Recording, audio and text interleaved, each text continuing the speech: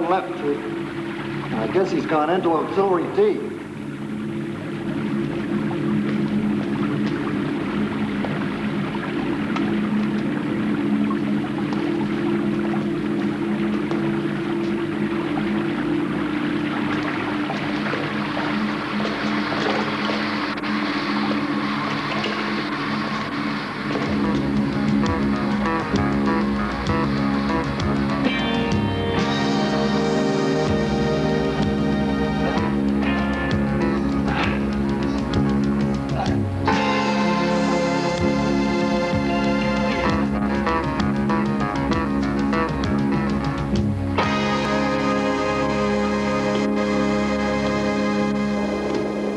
Got it.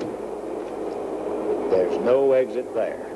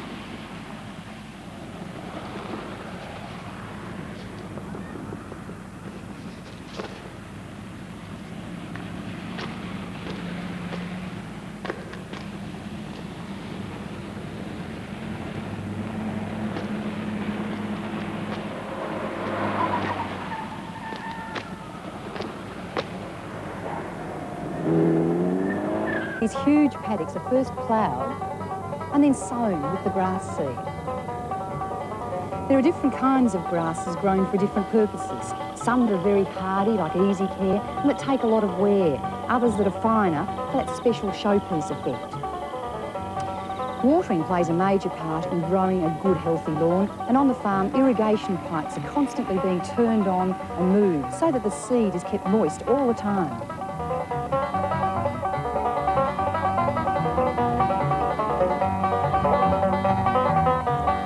Once growing, the grass is mown regularly before harvesting, about every 2 days, and often the clippings are left to settle back on the growing area. Having grown over an 8 to 9 month period, it's now strong and healthy, ready for harvesting. The rolls amazingly don't fall apart in handling, and even more so when the soil is washed off, just leaving the mat of turf. This washing procedure cuts down on transport costs. Some of it goes as far afield as the Hong Kong racecourse. Landscapers, if they're planting it into sandy soils in particular, find it easier for the instant turf to take root. And it's best not to have 2 different types of soils meeting. Once rolled, it's ready for transport.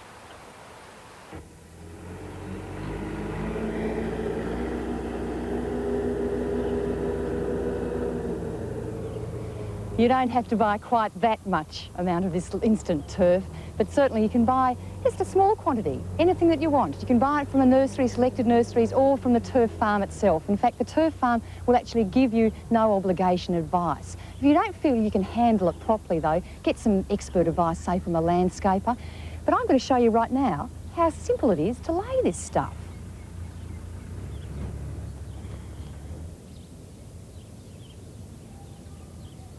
Well, now's the time to show you how to go about laying this instant turf. Chris is the expert at it.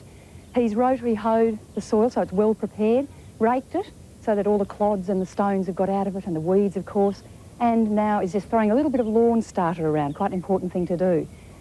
To put the actual turfs of instant turf down, very simple matter, just lay them down, pat them into the surface of the soil, and then roll it out.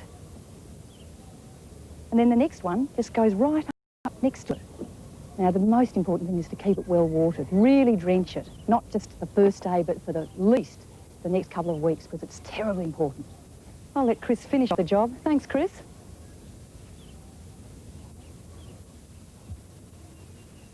And I'm going to go back to relaxing and watching the grass grow. What do you do with your old egg cartons? Here's what I do with mine.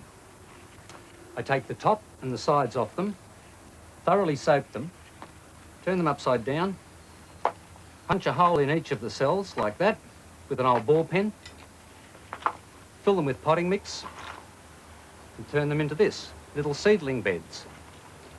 Plant 2 seeds in each one. When they're 2 inches tall, you can break each one off individually and plant it into the garden. Of all the beautiful ornamental plants that we can grow in our gardens, do you know which is considered to be one of the most poisonous of all? It's this one here. Do you recognise it?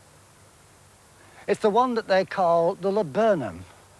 We call it the golden chain because in the spring and early summer, it's completely covered with great masses of these beautiful golden racemes of flowers. And in fact, you can see the traces of them here, see? These are now seed pods. But this is extraordinarily poisonous. Every part, the seeds, the leaves, the bark, the sap, the roots, the lot is very, very poisonous. So much so that even if you took some of the leaves, any part, and just placed it in your mouth for a short while without even swallowing it, it's still enough to give you violent convulsions, purging, diarrhea, massive headache, and eventually death. It's very, very dangerous, and that's the golden chain, the laburnum. But look, what about these lower plants? This is the ivy, a common plant. We see it everywhere. But how many people know that the sap from ivy can cause severe dermatitis? It can cause your skin to break out in a terrible rash. If you're silly enough to start munching on the leaves, you can be violently ill. And if you eat too many, they will kill you.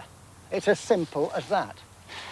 But there's one plant that I want to show you that's very common indeed.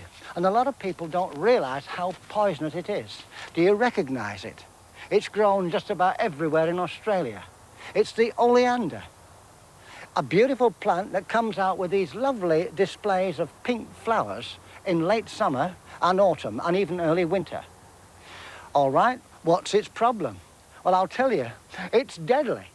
Every little part of it, the sap, the leaves, the seeds, the roots, it's so dangerous that if you happen to eat it, it can kill you. It'll certainly make you extremely ill, and you've got to be particularly careful, especially with children who often are tempted to eat something off it. So be extremely careful about an oleander, and if you decide, and I'm not recommending this, to cut it down and burn it, I'm sorry, but the smoke too can be toxic. You can't even breathe in the smoke. But there's more to come. Do you recognise this one here? Lovely plant.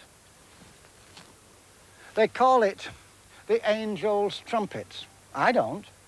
I call it the devil's trumpets, even though they are very beautiful indeed. They're lovely. But boy, oh boy, they're deadly poisonous. And in fact, some people, some half-wits, actually smoke the stuff. And it just about kills them. It gives you the most appalling hallucinations, and nightmarish ones. It can give you severe heartbeat, and purging the lot. And in fact, the chura, and that's what it is, can kill you. By the way, another one there next to it, a different type. But they are all very poisonous indeed. But all right, we're getting better. Probably one of the most beautiful of all the autumn flowering plants is the autumn crocus. They're superb, aren't they? Look at them. I'm sorry, there's a deadly base to these things, right? These colchicums, and that's what they are, right at the very base of them, the roots are highly toxic. The sap is such that if you happen to be dividing them up or planting them, you get the sap on your fingers and accidentally rub it into your eyes, you're asking for trouble. You're asking for severe eyesight problems or even blindness. And the sap also will cause severe dermatitis on the skin. It's a poisonous plant, so please be very, very careful. Another familiar one. Belladonna lilies, we call them. Amaryllis belladonna. Again, a lovely late summer and autumn flowering plant. I love them. But have you ever wondered why it is that these plants can be grown in their hundreds in fields where horses and cattle and sheep are grazing and they won't touch them. They know because they're poisonous. And the most toxic part is down in that large bulb at the base there. That's full of a very powerful alkali, which, if it's ingested in any way or even rubbed onto the skin, can cause very serious illness or skin problems. Now, here's a harmless-looking bunch. Lily of the Valley. What could be more innocent? Well, don't be tricked. They are deadly poison. Every part of them is completely toxic. And because this is the time of the year when they are lifted and divided, if necessary, you get this kind of a thing. Every square centimetre of Lily of the Valley, roots, stems, the lot, is very, very poisonous indeed. And that includes the pips here. And if you're inclined, when you're dividing them, to take a little bit of a nibble, you'll bitterly regret it because you'll be massively purged, you'll be vomiting, and if you have too many, you'll be suffering from a particularly severe form of death. But what about the big fella? The one I introduced you to in the first place. You can recognize it. It's the castor oil plant, Ricinus. But the poison is in those capsules, in those flower heads there. That's where all the toxic substances are. And they look sinister. They're almost warning us, aren't they, to keep well away. When they dry off, they've got this slightly threatening, prickly appearance. But within these capsules are these beans. They look like beans, they're the seeds. They look almost identical to balota beans. And that's why they're so dangerous, because a child can pop them into their mouths, right, and it can kill a child. In fact, it can kill you if you eat enough of them. And the result, massive purging, vomiting, heartbeat, and in fact, eventually loss of heartbeat. So be very careful about these plants, and if you have a child that might be vulnerable, cut the thing out, get rid of it, and keep your child safe. Now, you must be asking the question, what about houseplants? Well, I'll be showing you some in a few moments. But first of all, Malcolm has a fascinating Japanese-type garden to show us.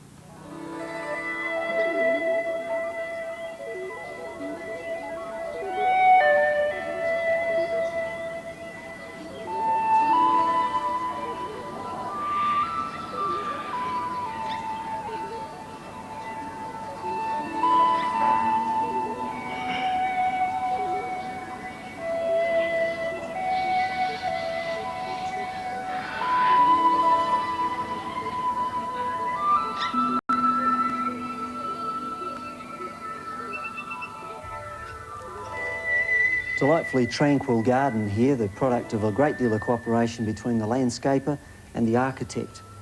Inspired by the Japanese feel of a garden, so that when you move around the house, every single window gives views onto the garden. The garden's very much a part of the house. The landscaper was able to suggest to the architect that slit windows were put in at focal points so that the plants in those areas could be seen whenever you worked or walked around the house. The elements are deciduous, a lot of them, certainly, so that the winter sun comes right into the courtyard, and you get that sort of Roman feeling of an atrium, but not so formal. Delightfully tranquil textures of stone and wood and muted greens. Some of the textures of the plants, this lovely Mahonia lomerifolia, which sheds beautiful shadows onto the screening walls late in the afternoon and gives that extra texture. The walls themselves are quite interesting because when we came here we thought that the neighbours were just being extremely cooperative with their buffer plantings, but on closer scrutiny it's quite a different story.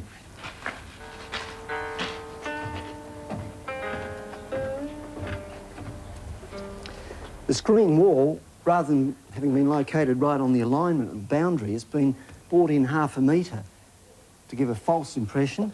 And because of that, they've been able to locate these bamboos planted in large cement pipes on a drip system, and has given a lovely effect of the bamboo growing in the neighbour's place without the vicious root run that you could expect from such large screening of bamboo.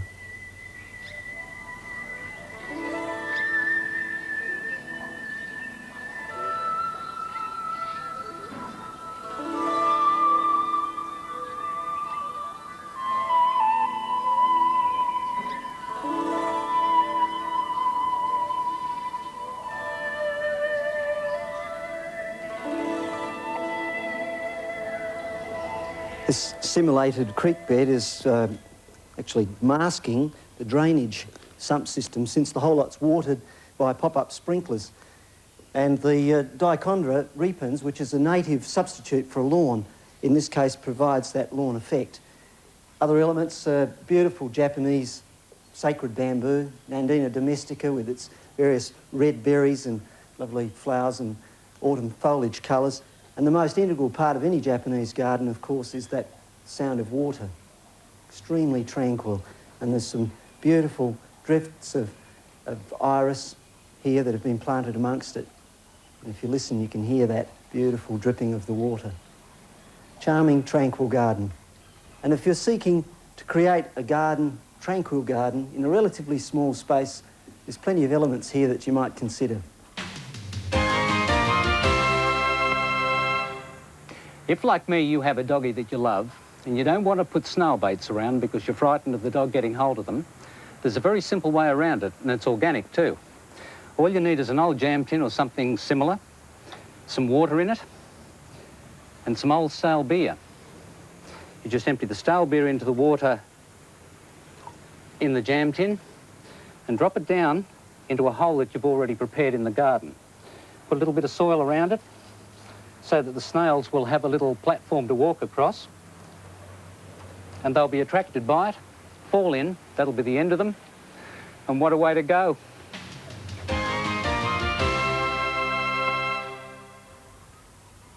Gosh, that's beautiful. Nature's marvellous like that. I just love to see the birds in my garden, and preferably closer up than I can with a pair of binoculars, because a garden somehow isn't complete without the visiting bird life. And of course, while the birds are there, they're doing your garden a powerful lot of good, picking off insects and things like that. So whenever you can, I think you should encourage the birds into your garden, but it's not necessarily as easy as you might think. First, you have to face the awful but natural truth that cats eat birds. Now, I don't care if yours is a champion pedigree, a mongrel mog, or simply a fat, lazy piece of floor covering. It will not be able to resist a nice, fresh, home-delivered hot meal. So you've really got to control the cat somehow. Now, I'm not going to tell you should get rid of your cat. Fine, by all means. But if you want to keep your cat, then the very least you can do is to put a collar on it with a little bell on it, and that at least gives the birds a fair chance. So having got over that major hurdle, and it is a major hurdle indeed, how do you encourage the birds to come in? Well, most people's thoughts immediately turn to feeding them.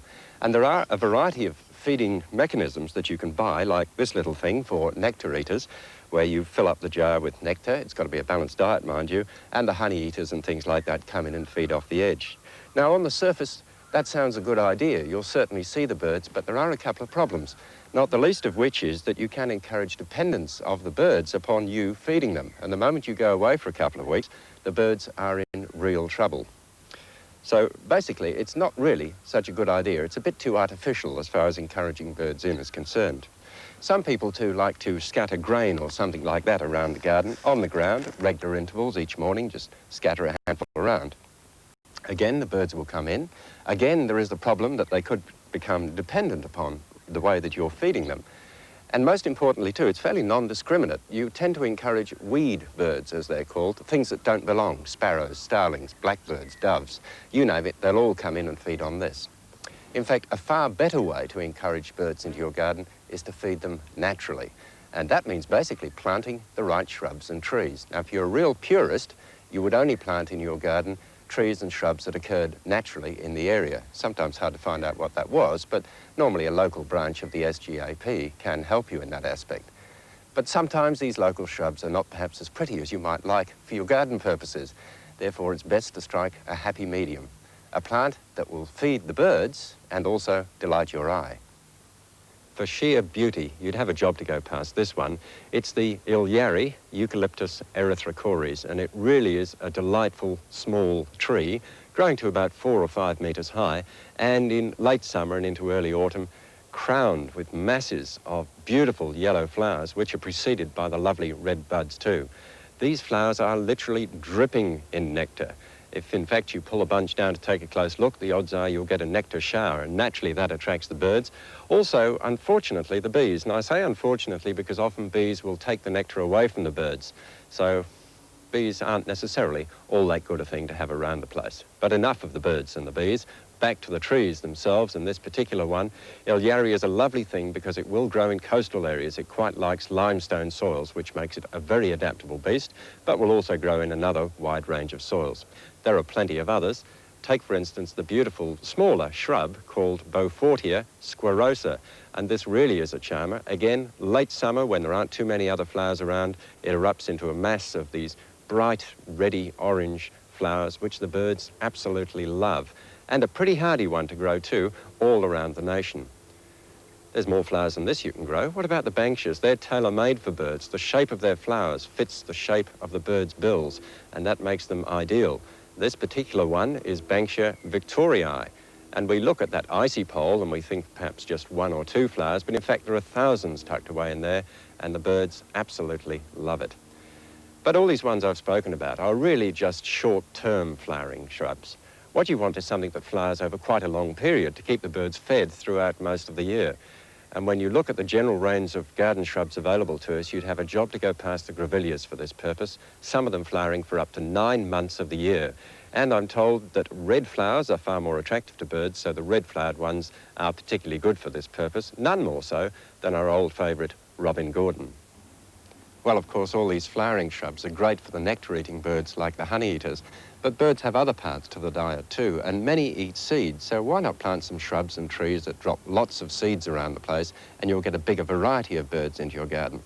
Nectar, seeds, what else do they eat? Insects, of course, and hopefully they'll be eating the insects out of your garden and saving you a pest problem in the future. But you can also feed them insects, and I don't mean chasing around with a butterfly net to catch enough to feed to them. This is something we discovered by accident earlier this year, that we have accidentally created a butte insect feeder. This is how it works. We've built a veranda here, a pergola arrangement, and we've got shade cloth over the top of a fairly light colour, and then because it was only a temporary covering, we just brought the shade cloth back to the main beam here, and we created a great insect trap. The insects go up to the light, underneath the shade cloth, run along to the edge, and get caught in this area here, where they're kept fresh and alive for the birds to dive in and help themselves to a butte fresh meal, and they can be very picky. We've raised a family of woolly wagtails up here this year, and they've all done very well indeed. Fatter and healthier birds you'd never wish to see. Family actually is important, because if you're talking about birds in the garden, the ultimate success is when they're not just passing visitors, but when they take up permanent residency status. And you can provide some nice trees for them to do this, basically anything over 2 or 3 metres high, they certainly need that height, and fairly thick, so that they can build their nest inside and get cover from predators like hawks and other things flying around. But what about the bird bath, you ask? Great idea. On a hot summer's day, all the birds will congregate around it for a little dip or perhaps a swim to keep themselves clean. But most people, when they think of a bird bath, they think of getting the biggest possible container they can get. Something like this large bowl here, which has got about 15 or 20 centimetres of water in it. Now, that's fine for some birds, the birds that like to dip right underneath the water and can still fly when they're wet. But just in case the wrong sort of bird gets into your bird bath, you should provide an escape mechanism, just a stick, a piece of wood, whatever, stuck into the water, held in place, so that the bird can climb out and get away. Very distressing to find a drowned bird in your bird bath. For birds that really can't fly when they're wet and prefer the shallower water, perhaps you might like to go for a little tray like this. It only holds about 40 or 50 millimetres of water, and the birds come along, stand in it, and have their bath that way, and then hop out and move along. But whichever sort of bath you go for, you should be careful not to encourage and feed the cats around the neighbourhood, because when the birds come here, so too will the cats. So provide a handy means of escape. In this case, the trees are very close. The birds can hop straight up into the trees and get away. Because believe you me, if you're a bird lover, there's nothing worse than seeing a cat with feathers around its mouth and that horrible satisfied look on its face. Well, if you'd like to know more about attracting birds to your garden, I've prepared a leaflet on the subject, and Peter will tell you later how you can get hold of it.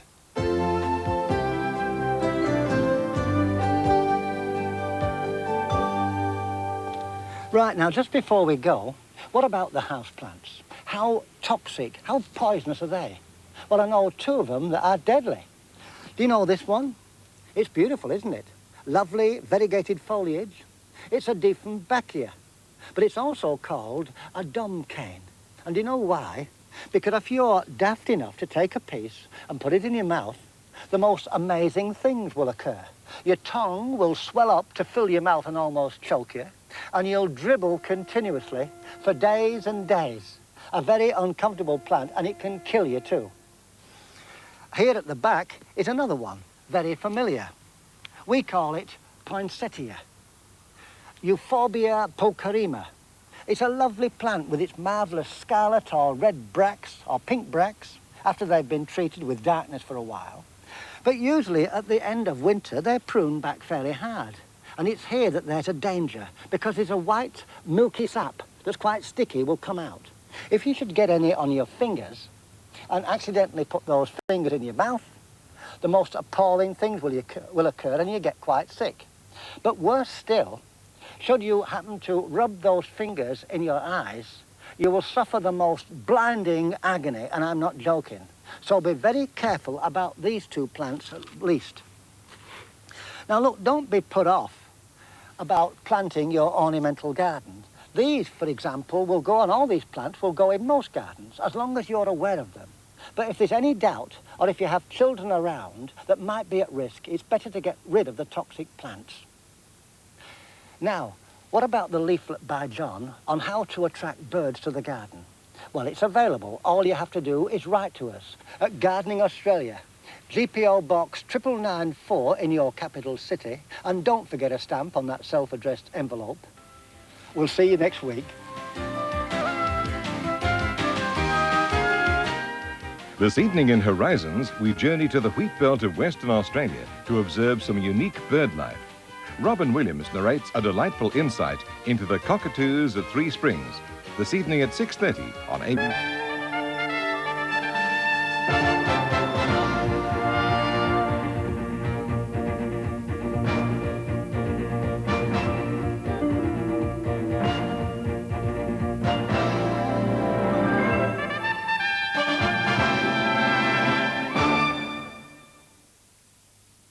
Coming up on the 7:30 report, Zulu Inkatha Chief Buthelezi. There's not a single decision of Inkatha, either at presidential level, either at the central committee level, to go on rampage or to kill people.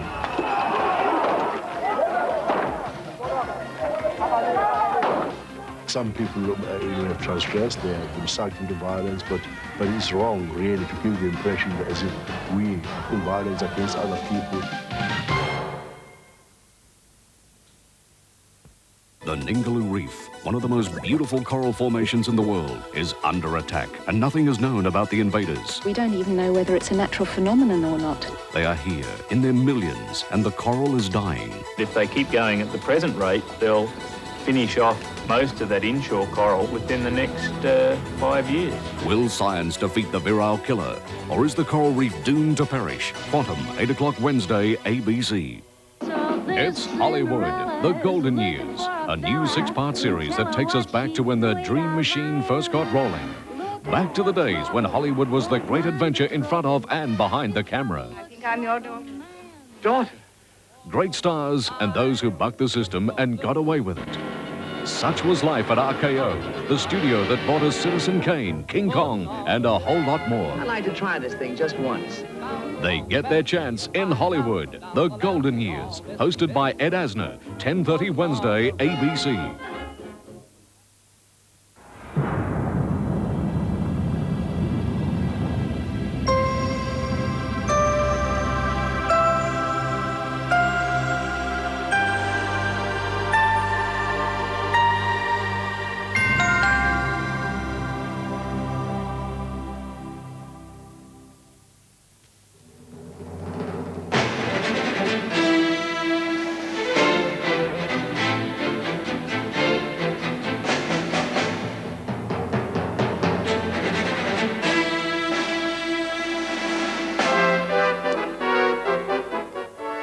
Welcome to Horizons. Tonight, Robyn Williams narrates a delightful insight into bird society in Cockatoos at Three Springs.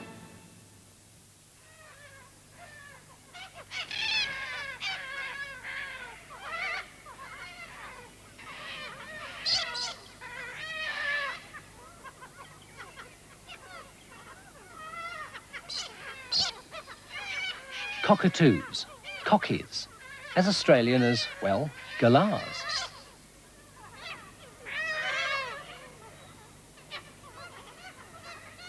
Real characters of birds, and fun to look at. In some parts of the world, people pay a fortune for them.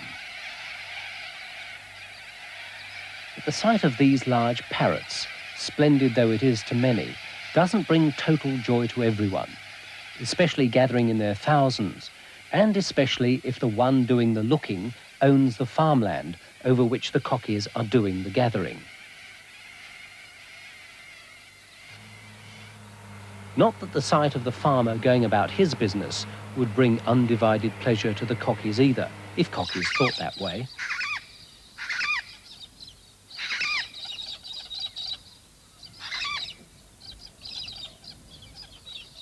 The current fortunes of cockatoos are as mixed as this small flock. Some species flourish. Some barely hang on. Some have gone into reverse. For all the bush humour about flying backwards to keep the flies out of their eyes, there's been little real knowledge of these colourful Australians and what they need to keep a grip on life.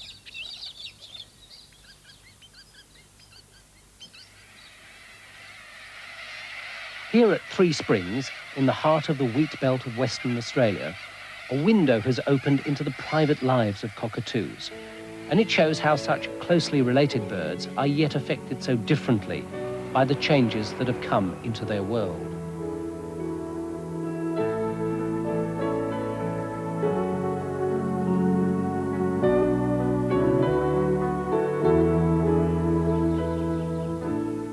"60 years ago, the sun rose on virgin woodland. Now it's virtually all been cleared to grow wheat. Some isolated patches remain, islands in what soon will be seas of grain. It is to these remnants that the cockatoos return to breed. It makes these refuges precious, and none more so than this one at 3 Springs, for here the ranges of 5 different kinds of cockatoos overlap. It is the end of winter, and the woodland comes alive with cockatoos. Among the first to arrive are the corellas.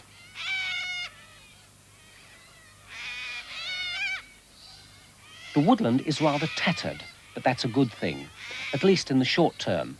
Old trees mean plenty of nesting hollows.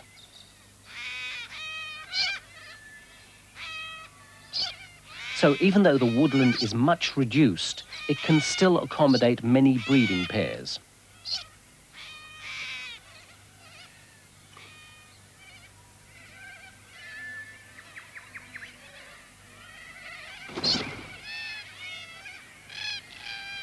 Red-tailed blacks add their colour, and their voices too.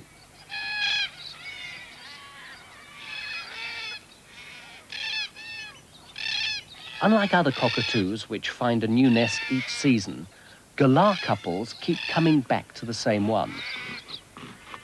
They keep a patch of trunk polished as a badge of ownership, not as once thought to make a slippery slide for predatory goannas. This white-tailed black male is still to look for a home, and perhaps a mate. When he does find a partner, it'll be for life.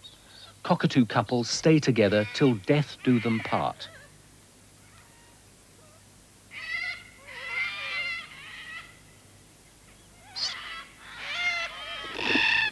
It's a relationship that needs to be worked at, though, especially now that it's breeding time. The way they work at it is to preen and groom one another. It's a kind of mutual reassurance that neither means the other harm. It strengthens the pair bond and also helps to reach those hard-to-get-at places.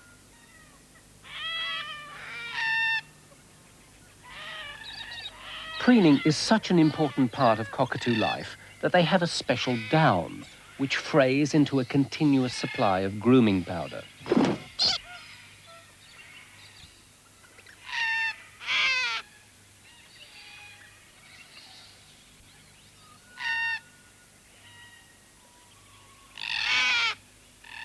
Among red-tails, males offer presents of food to cement the relationship.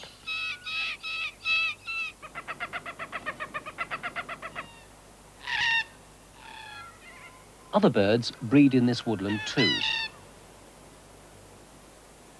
A mountain duck has a family in the tree. Any day now, she will call her ducklings to follow her out of the hollow, to make room for the next set of tenants. Perhaps the red-tailed blacks, whose courtship seems to be going well.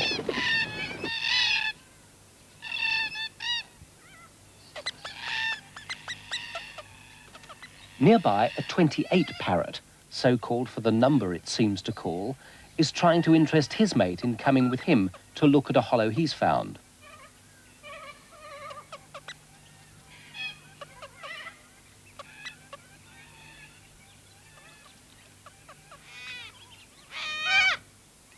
Next to food, breeding hollows are the birds' most pressing need, and they spend much time and energy looking for the right place.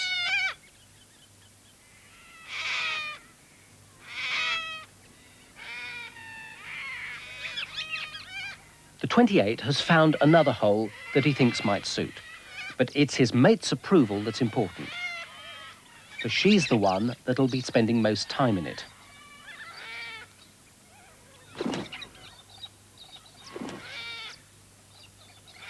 .28s are much smaller than any of the cockatoos, so they don't compete for space.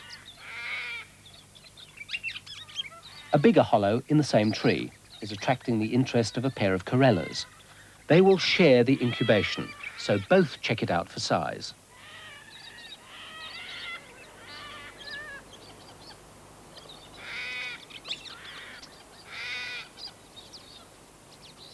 Some tree martins are looking for a home too, but they're even smaller than the 28s and even less competition.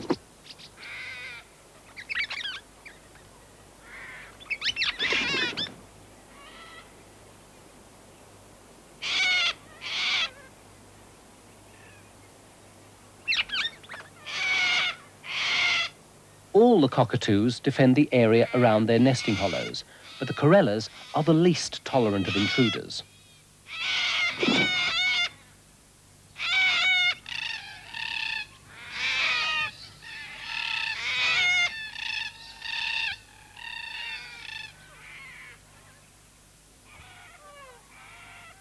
Just what it is that decides the birds to select one hollow out of the dozens they inspect isn't clear. You'd expect them to favour those with some protection from the wind and rain, but not so. Anyone will do, as long as it's deep and wide enough.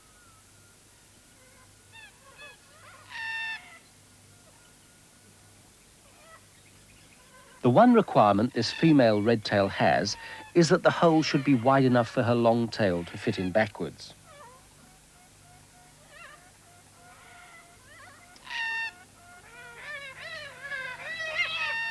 It might do, but it won't be a hasty decision. She'll probably come back many times before making up her mind. No such problems for the galahs. They've already got their nest, and they're collecting sprays of leaves to line it.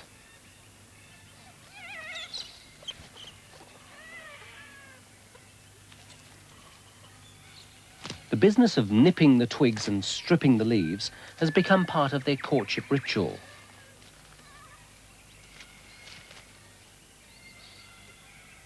A nearby corella is getting restless about all that activity, so close to its territory.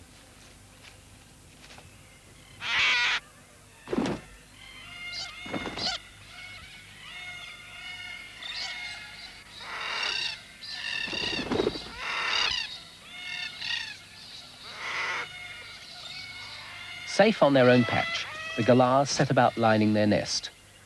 As a bit of practical business, it's a rather hit-or-miss affair. But as ritual, it achieves its purpose, helping the partners to synchronize their reproductive systems.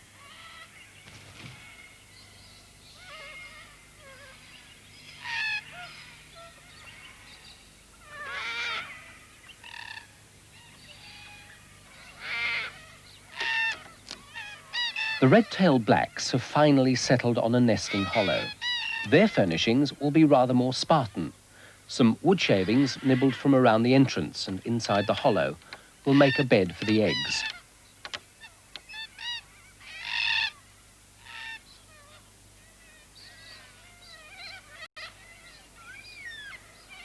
The powerful bill is a kind of third limb, and it enables the corella to get into a hollow that otherwise might be hard to reach.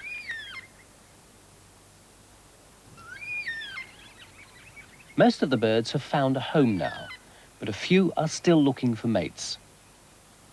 The claim of this white-tailed male on his lifelong partner is about to be disputed by another male.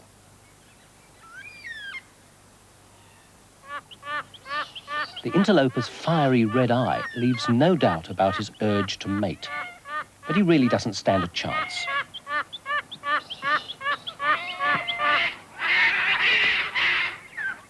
The female has nothing to gain from changing partners now.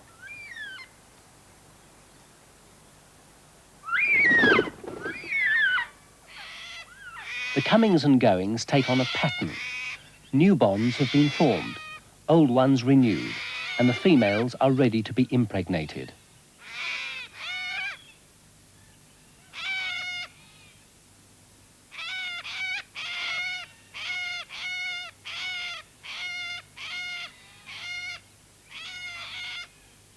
The coupling becomes something of a balancing act while the birds maneuver their sexual organs into contact. The secret of reproductive success is to mate early and mate often. It will ensure that at least some of the sperm gets to fertilize the eggs.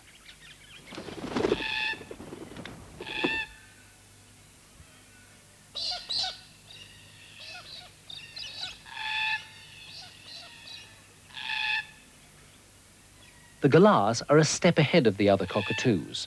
As the young wheat begins to shoot in the fields around the woodland, they already have eggs in the nest. The birds approach and leave with care so as not to alert potential predators.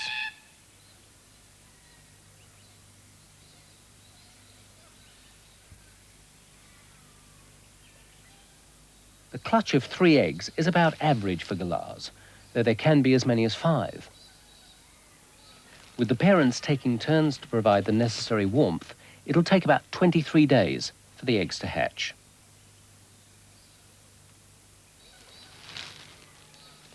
The heart of the tree is a safe nursery, sheltered from the frequent and violent spring storms that sweep across 3 springs.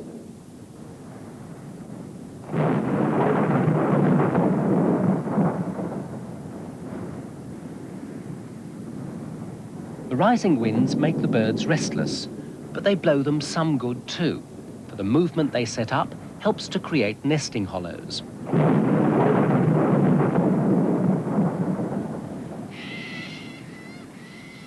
Termites and fungi eat out the heartwood of some trees, and the swaying compresses the pulp to form cavities.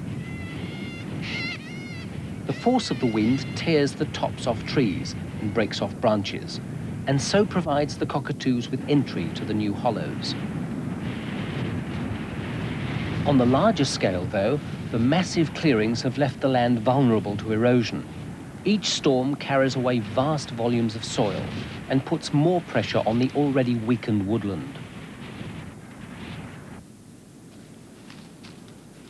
Safe inside the tree, the galah settles down for the last shift of incubation. Calls from inside the eggs signal that the chicks are about to begin their struggle to break free.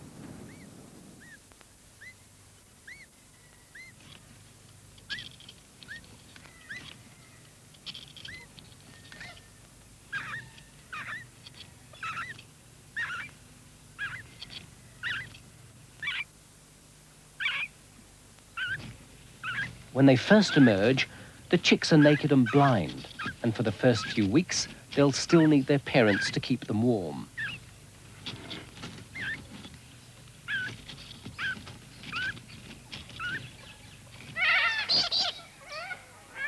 The other big need is food, and the parents will be kept busy collecting large quantities to keep their young growing.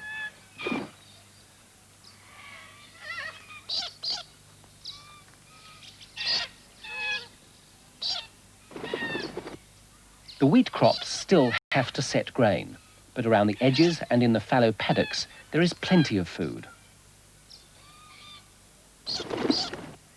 Galahs forage in groups. The the sight of some attracts more, and soon large flocks are picking their way through the fields. Galahs used to inhabit the grasslands of the interior. For them, wheat just means a better class of grass, and they have extended their range enormously. Corellas too have taken to the introduced crops with relish. Flocks of them often feed side by side with galahs. There's safety in numbers, for at any one moment there'll be at least one pair of eyes looking for danger. Eagles or falcons, or lately, people with guns. Corellas dig right into the earth with their long bills, taking out bulbs and roots, and it makes them less than popular with farmers.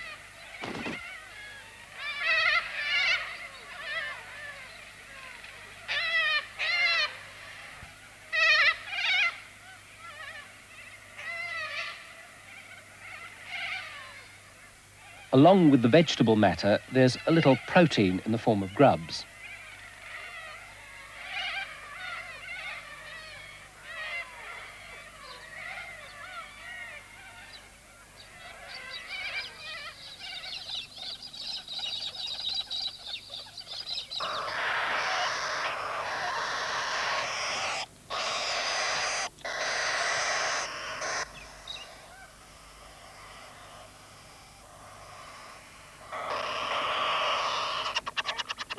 The galah chicks are growing fast, and their insistent calls for food give their parents their busiest time of the year.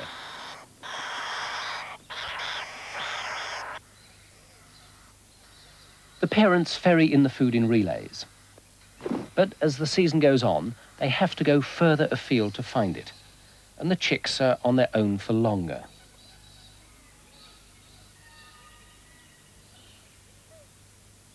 A hollow deep inside a tree should be as safe a place as you can find, but there are still potential dangers.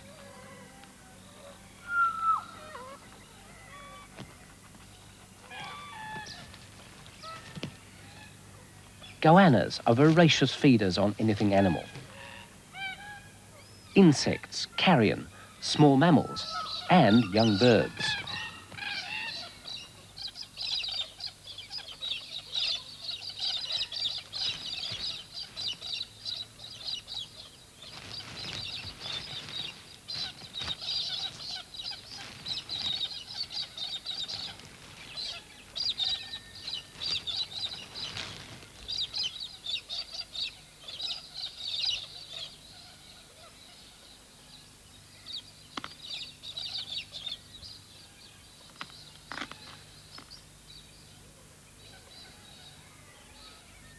The chicks aren't aware of any danger. All they know is parents and food.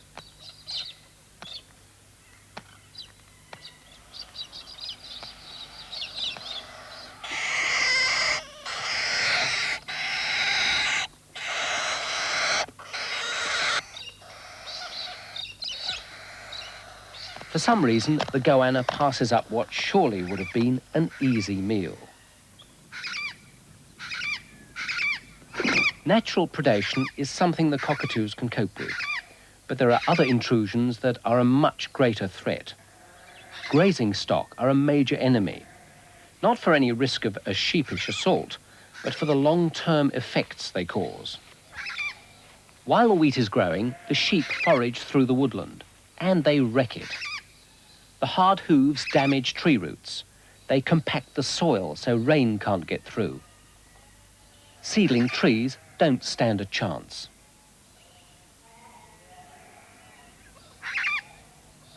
What the sheep leave, the rabbits will eat.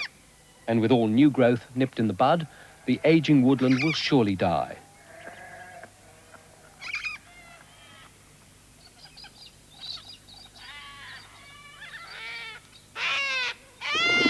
In the meantime, other intruders bring a more immediate destruction. Bird nappers, seeking to supply a lucrative and illegal trade. They hack and saw their way into the nesting hollows, destroying most of them in the process.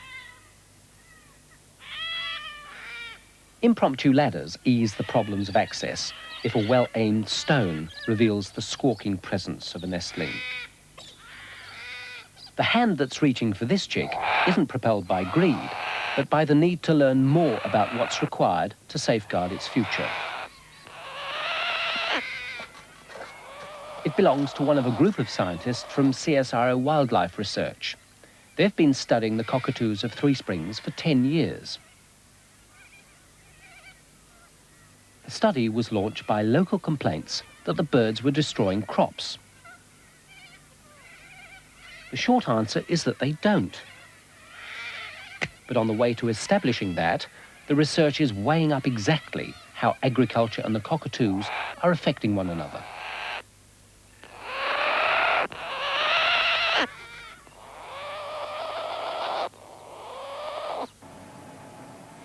Much of the research is based on observation of the birds in the wild. One cockatoo looks much like another, and leg bands are too hard to decipher from a distance. So the scientists have come up with colour-coded and numbered shoulder tags to help them keep track of the doings of individual birds.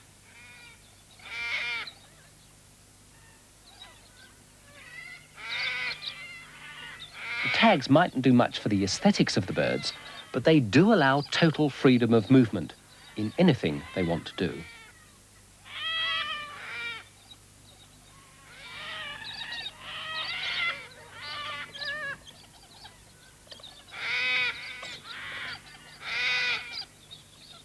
Learning more about what the birds do and how they do it leads on to a clearer picture of how the different cockatoos are being affected by what's happening around them.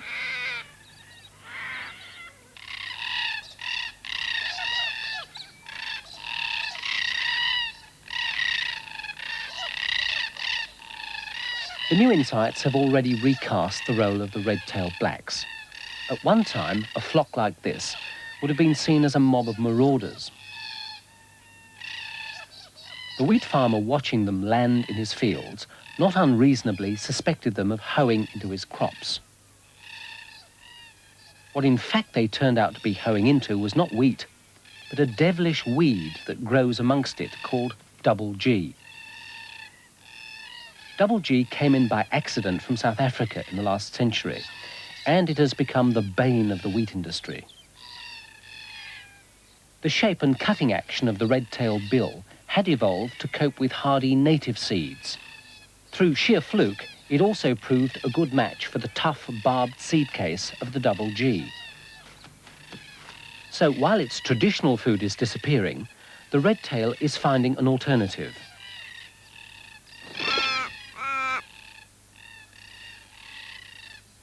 The little 28 parrot, too, is managing to adapt to the changing food supplies.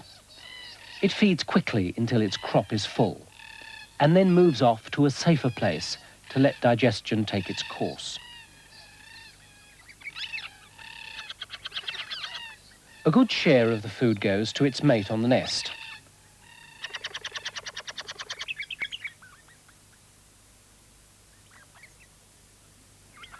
While some of the cockatoos at Three Springs are still abundant, one of their close relatives is making fewer appearances each season.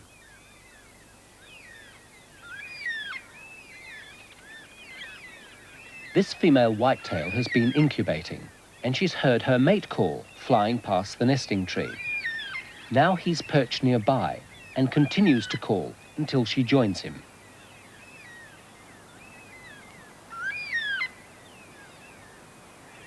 Her instinct is to stay with her eggs, but she's also hungry. The male's job is to keep his mate fed during the incubation, though why he won't go to the nest to do it remains a mystery.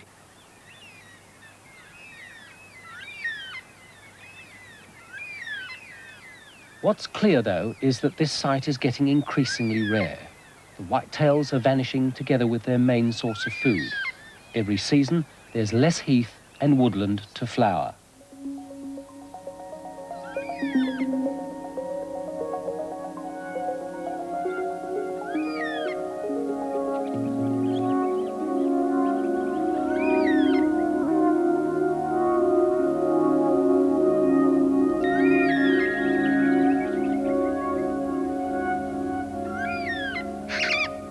The diminishing woodland means hardship for the whitetails, and, though for a very different reason, it's also forcing what's perhaps the most beautiful of the cockatoos into retreat, the Major Mitchells.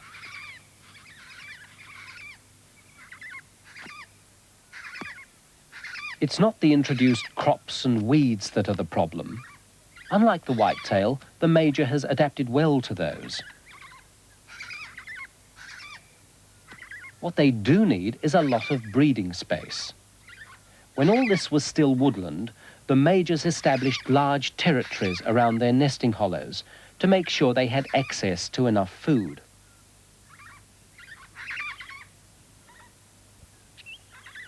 Now there's plenty of food, but the Majors still won't nest closer than 2 kilometres to one another, and there simply isn't enough woodland to go round. Like the whitetails, the rhythm of their lives is governed by tradition, and they can't change their ways.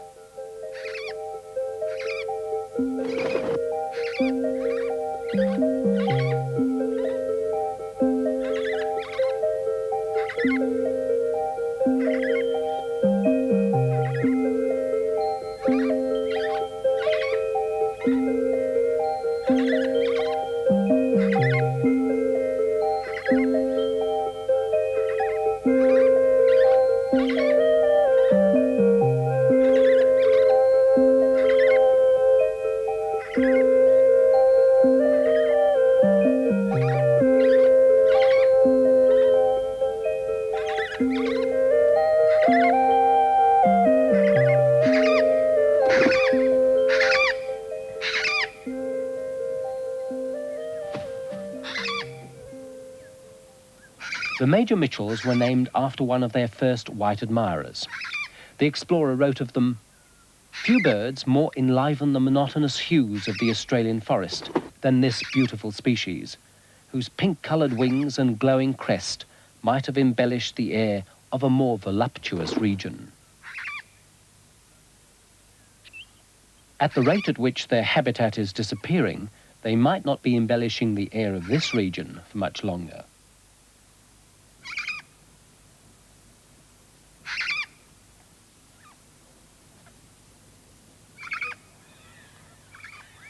The whitetails already have disappeared completely from one district, and they're barely hanging on in this one.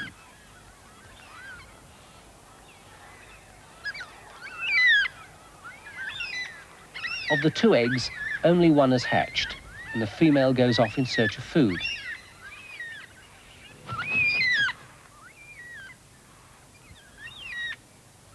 The whitetails depend much more on the woodland for food than the other cockatoos, because a big part of their diet is the larvae of wood-boring insects.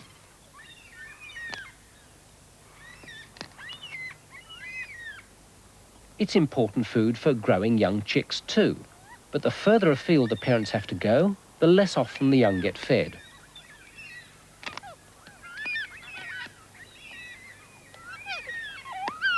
The cockatoo is very sensitive to the vibrations of the grubs inside the bark.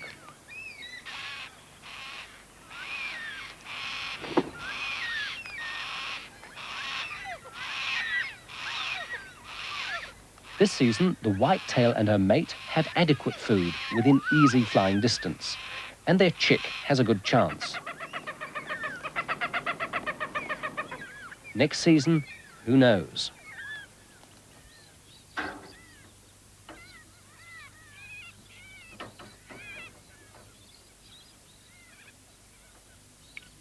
As the hot summer day comes to an end, the cockatoos at Three Springs come to take advantage of one of the benefits that farming has brought them.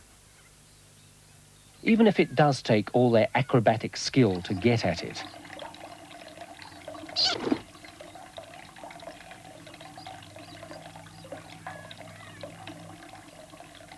It is the height of summer now. The first crops are ready. It's harvest eve.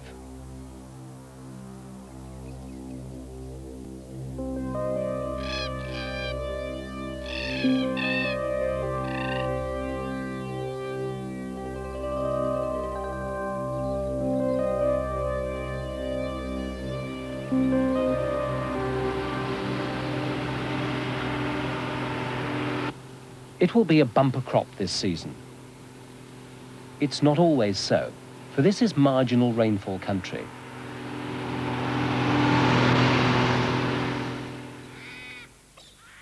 It's feast time for the cockatoos too, the corellas, and especially the galahs. Before machinery automated the harvesting and storage of wheat, it used to be laboriously packed and sewn into bags. The galahs became very proficient at unpicking the sacks, and the farmers would find their hard day's bagging undone in the morning. Cockatoos have a collective memory. It stores knowledge about sources of food and ways of getting at it. It wasn't long before galahs were declared a pest, and they were saved from an all-out extermination campaign only by the introduction of bulk handling. The harvesters and the trucks spill enough of their loads to keep the birds well fed, but foraging along the road verges brings its own dangers.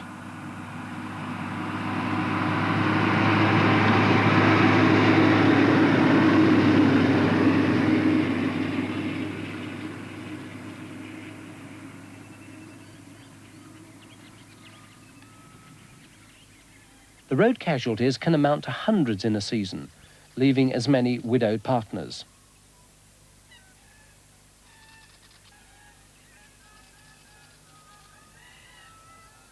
The new generation of galahs that's about to take wing will more than replenish their numbers.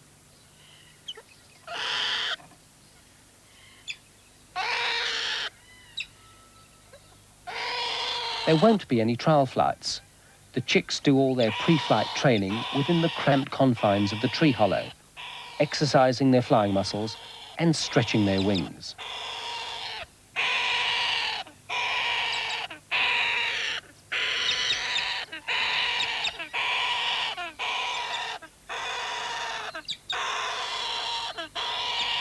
Now is the time when there's an important change in the way the young are fed.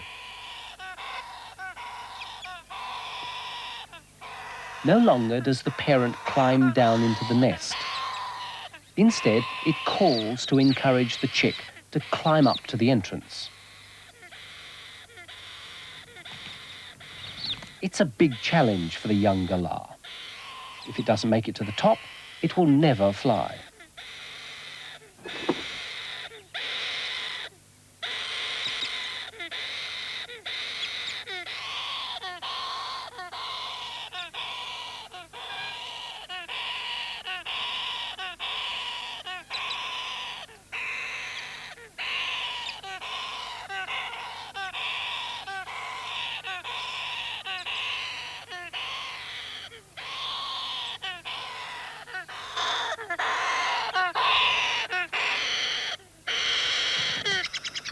The reward for success is food.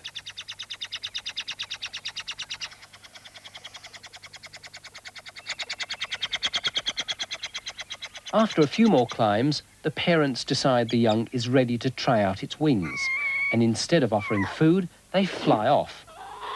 So responsive has the chick become to the parental calls that it simply follows. That first flight takes the young galah into a remarkable bird institution, a kind of community creche that the galahs organise for their young.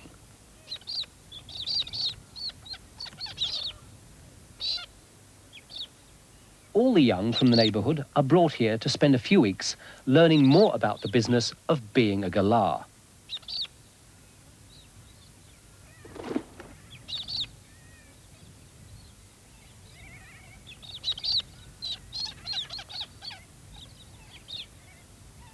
The galah school can't guarantee survival, and the death rate among juveniles is enormously high.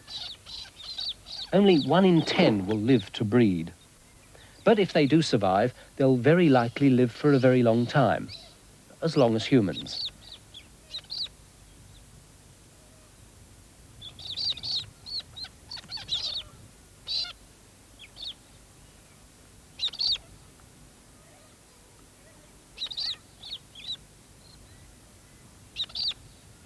First, they need to get through those dangerous early years. The tree is relatively secure, But sooner or later, the young birds will go practice flying.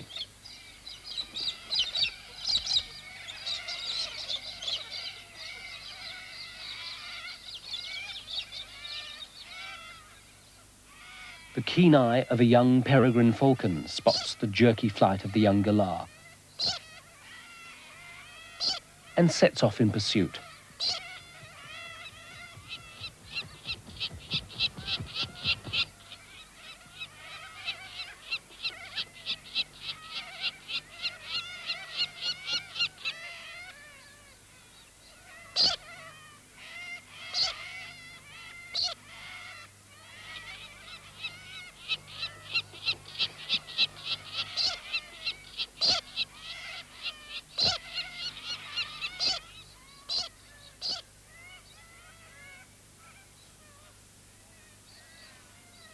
The falcon can manage only short bursts of effort, and it seeks a tree for rest and recuperation.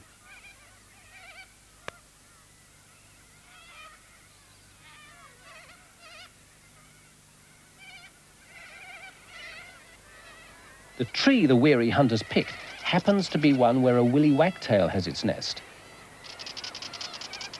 And willy wagtails are fiercely protective.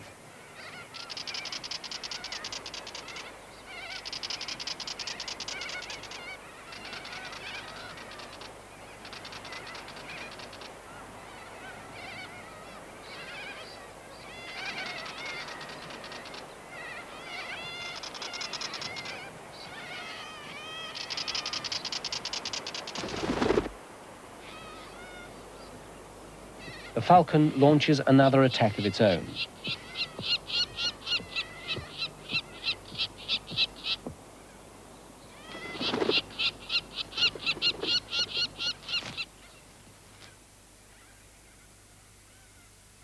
It's been a big investment of effort, but now it will pay off well. The galah will make a solid meal, and the hunter won't need to hunt again for a day or so.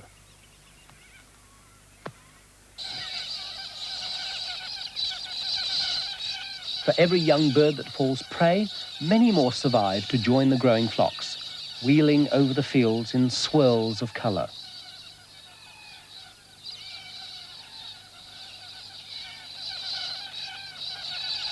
The adult galahs are coming to the end of their day's foraging. Their search for food has taken them many kilometres from the creche tree, and many other birds have joined them.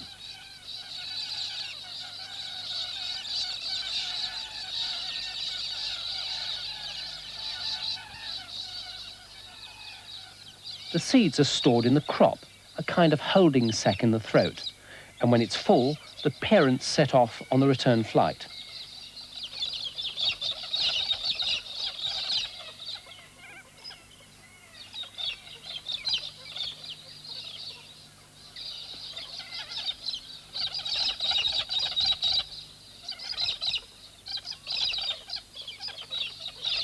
The creche is a cacophony of begging calls. Yet in all that confusion, each set of parents unerringly recognises its own young.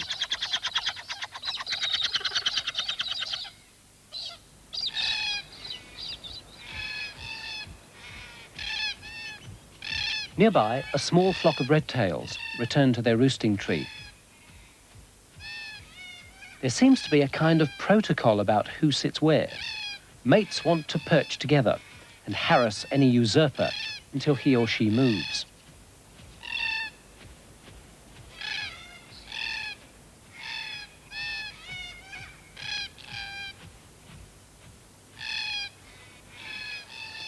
Now that the breeding season is coming to an end, the cockatoos are gathering into flocks again, and the trees are blossoming with birds.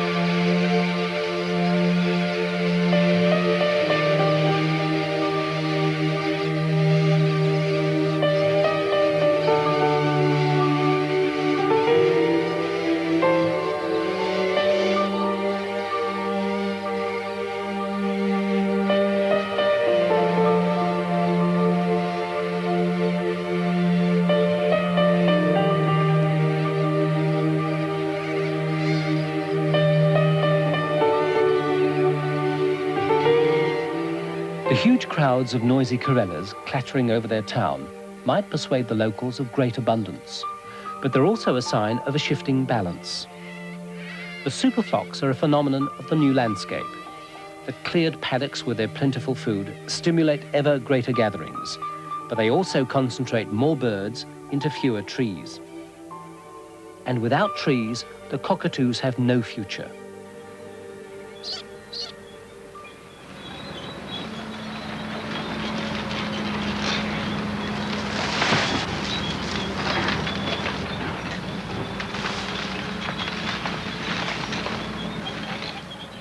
The woodland continues to fall to make way for wheat.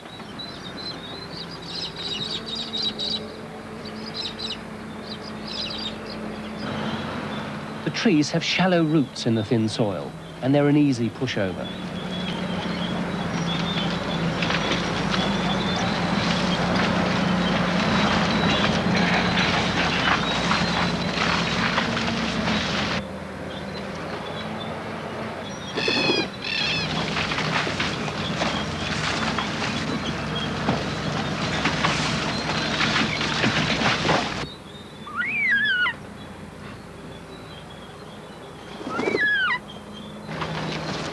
The soil's meagre and very acid.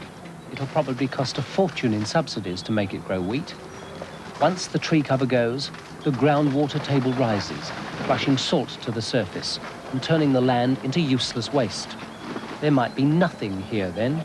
No wheat, no trees, no birds.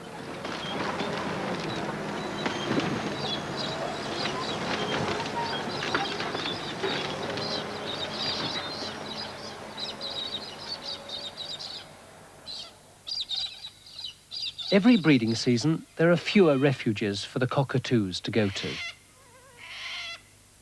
Fortunately, the cockatoos are tough and resilient birds. Given half a chance, they'll thrive.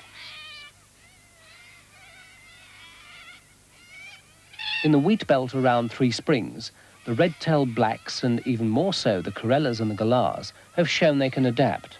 All they need is a place to breed, and they'll take care of themselves.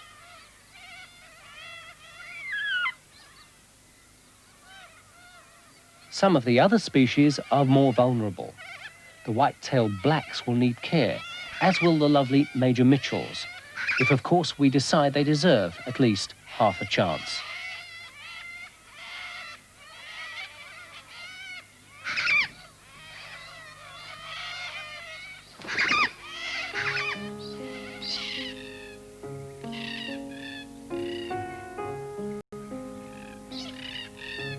Cockatoos aren't birds to get sentimental over.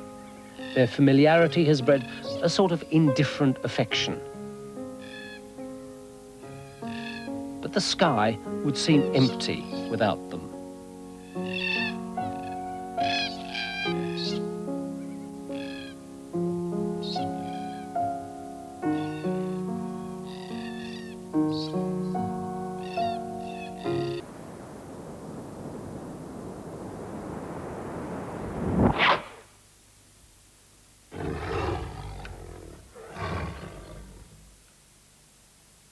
Next on Everybody, Trisha Goddard looks at a problem that affects over 80% of women.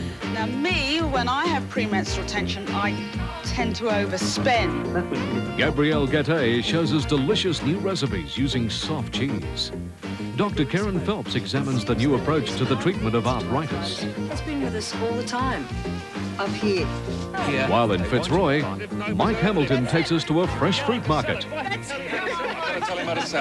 Everybody, 8 o'clock Thursday, ABC. These rock walls, they were built by Aboriginals to catch hawks. To reach up through here, grab the hawk and pull them down inside. The Bush Tucker Man makes a picnic hanging around rocks as he munches his way through Australia's remote parts. Pretty bitter. Discovering plant life over 500 years old. It really does make you feel like a bit of a Johnny-come-lately. Bush Tucker Man, 8 o'clock Friday, ABC. 1988, the year Australia celebrated its bicentenary. Now, ABC Books presents the Bicentennial Affair, an engrossing account of the years of planning and controversy that surrounded Australia's largest and costliest birthday party. Dogged by disagreement, scandal and compromise, the Bicentennial Authority, whilst bringing Australians together, seemed to be coming apart.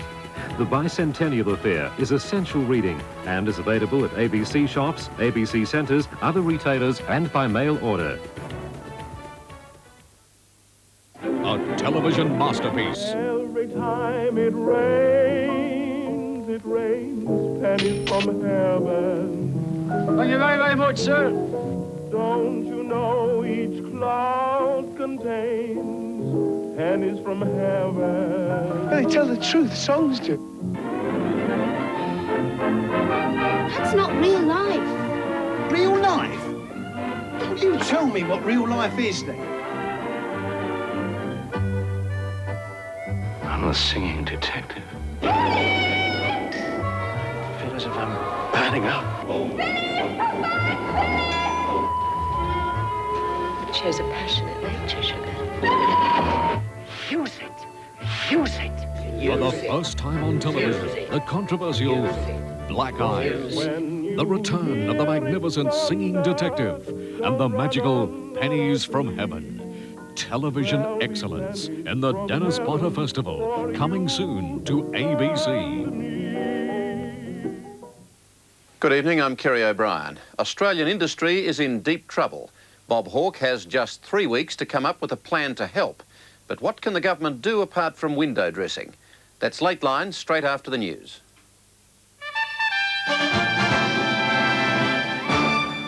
Good evening from the National Late Edition. Thank you for joining us. The Kremlin and the rest of the world is awaiting the Iraqi foreign minister's return to Moscow with Saddam Hussein's response to the Gorbachev. Whereabouts is unknown because he has to run the gauntlet of Allied attacks. The Americans refused to guarantee his safety in the skies over Iraq, so he's expected to make his way by road to Iran and fly from there to Moscow. Although George Bush hasn't rejected the proposal outright, his comments have fueled the theory that he not only wants the Iraqis out of Kuwait, but he wants to destroy the Iraqi regime and what remains of its military machine. As the President briefed congressional leaders on latest developments in the war, he declared there would be no concessions for Iraq to withdraw from Kuwait. America was not going to give on this, he said, and he'd conveyed his views on the Soviet plan to Mikhail Gorbachev. Very candidly, and I've been frank with him on this, while expressing appreciation for his sending it to us, it falls well short of what would be required. Despite all the appearances that Operation Desert Storm is moving very close to ground warfare, President Bush is still claiming there's no fixed timetable for that. All the signs for now are that America wants to wipe out Iraq's military capabilities, and negotiation is not on the agenda. The Israelis fear the Soviet plan carries the danger of leaving Iraq's war potential intact. Some are also worried that the final hours before a ceasefire could see an onslaught against Israel. Fears voiced by Tel Aviv's mayor have been echoed by Middle East expert Ehud Yadi. The last hours before a ceasefire are always the worst. Always the worst. You may have, on the one hand, a move by the Iraqis along the lines offered by President Gorbachev, and at the same time, an attempt to use up whatever ammunition is available against Israel, against others, but mainly against Israel. Despite the diplomatic manoeuvring, Allied gunners have fired hundreds of shells and rockets into a lightly defended stretch of desert west of the junction of Kuwait, Iraq and Saudi Arabia. Army officers say they want to leave the Iraqis wondering whether the barrage is a feint or whether a ground assault is imminent. Along the border today, Marine artillery units launched hit-and-run strikes on Iraqi bunkers in Kuwait, never waiting for the enemy to respond. Despite Allied success in destroying Iraqi tanks and armored positions, enemy artillery remains the biggest threat to coalition troops on the ground. Apache attack helicopters are hitting Iraqi troop positions as deep as 50 miles behind enemy lines. All the frontline U.S. forces are in their strike positions, but keep moving to keep the Iraqis guessing. Continued to be rejected. Ground troops are following the international diplomacy by shortwave, while they watch B-52s far above executing their bombing runs. And Allied warplanes have continued to pound targets in cities and in eastern Iraq and the capital Baghdad. Bill Blakemore reports from a city under siege, whose citizens anxiously await the outcome of the latest efforts to bring about an end to the Blitz. The whole city seems to be waiting now in the daytime, shops waiting to reopen, neighborhoods to come back to life, people waiting for water buckets to fill up and for time to pass. This backgammon player told us if it goes on like this, he'll get so much practice at this game, he'll soon be a world champion. And the women have to wait. With Baghdad's communications buildings destroyed, no telephones or mail, they have no way to know whether their men are alive or dead on the battle lines in Kuwait. But people here did not have to wait for more air raids tonight. Soon after sunset, they began again. There's heavy security in the Dutch town of Roermond tonight, where the trial of 4 IRA suspects accused of killing 2 Australians has begun. The Australians' lawyers Stephen Melrose and Nick Spanos were gunned down in the town square last March. The defendants, 3 men and a woman, were arrested in Holland and Belgium a month after the shooting. They do not admit to being in the IRA, but the organisation says it was responsible for killing the 2 men because they were thought to be British soldiers. The trial is to continue into next month, with a verdict expected early in April. A split has developed among employers over the claim for a general $12 a week pay rise. The Confederation of Australian Industry says a rise would lead to more job losses, but employers in the metal industry say they can afford it. Because any pay rise wouldn't be paid until May, employers argue a decision can wait. That the state of the economy is so disastrous that they should defer any decision at this stage. However, other key employer groups in metals and transport disagreed, arguing the $12 pay rise is justified. The Metal Trades Industry Association also stood apart on its position for the future of the wages system. The MTIA argues it may be too soon to move to a system of enterprise bargaining. The concern is that we haven't finalised award restructuring, we haven't set proper foundations for enterprise bargaining. The ACTU will respond to the employer position tomorrow. Heavy selling drove the Australian share market down today. Main Nicholas tumbled 20 cents and Pasminco dropped 8. News Corporation went against the trend, gaining 14 cents. The market indicator was down more than 26 points and the Australian dollar was weaker. Now let's take a look at tomorrow's national weather for you. Showers and storms for Darwin, showers clearing from Sydney and fine in the other capital cities. And that's it from the National Newsroom. Until tomorrow night, for me, Clive Hale, good evening. Lateline is next. With industry protection a dirty word and recession biting deeply, the urgent message for Australian industry in the 90s is export or die. We will basically slowly deteriorate into a third world country, and I don't say that lightly. The message for the Hawke government is find a magic formula or die politically. Producing the goods. That's our story tonight.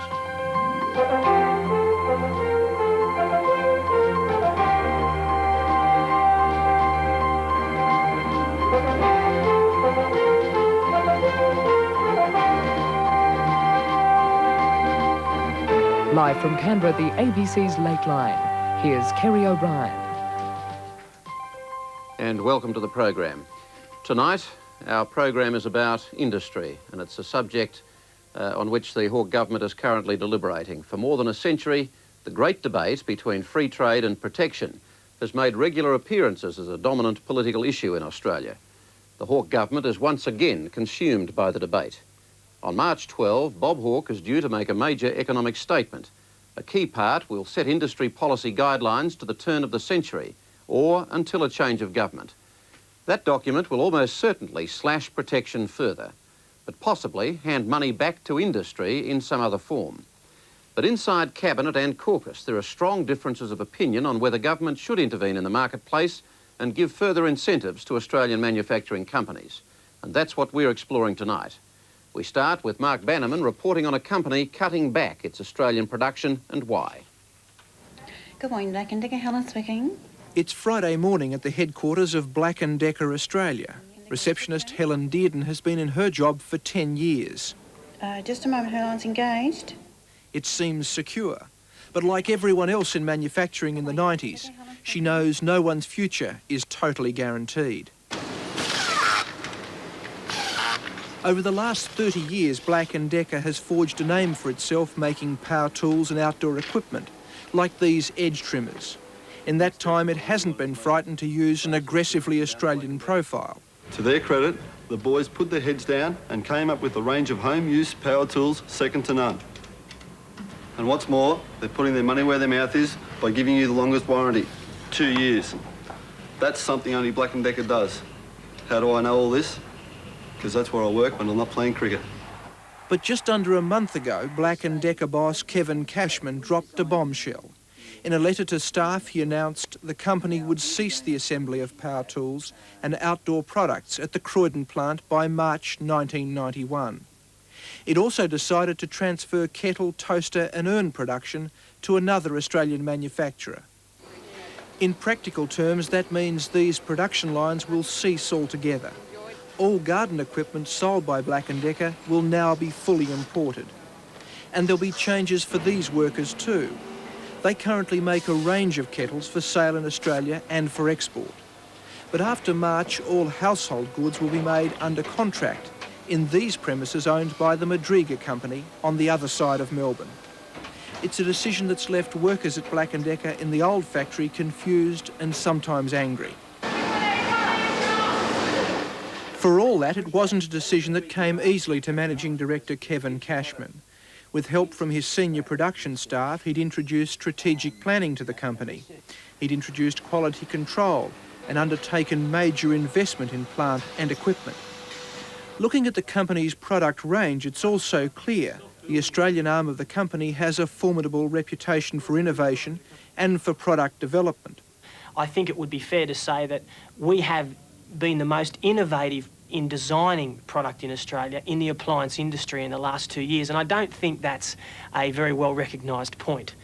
We were the first out with a fast toast, which was designed and made here. First out with an urn, designed and made here. We've just launched a new toaster, designed and made here. The sign says it all, well, nearly anyway. Ideas at work. There are certainly no shortages of ideas here at Black & Decker in Australia. Unfortunately, many of the best ideas made here will actually be produced and distributed overseas. The reason? It's simply too expensive to make them here in Australia.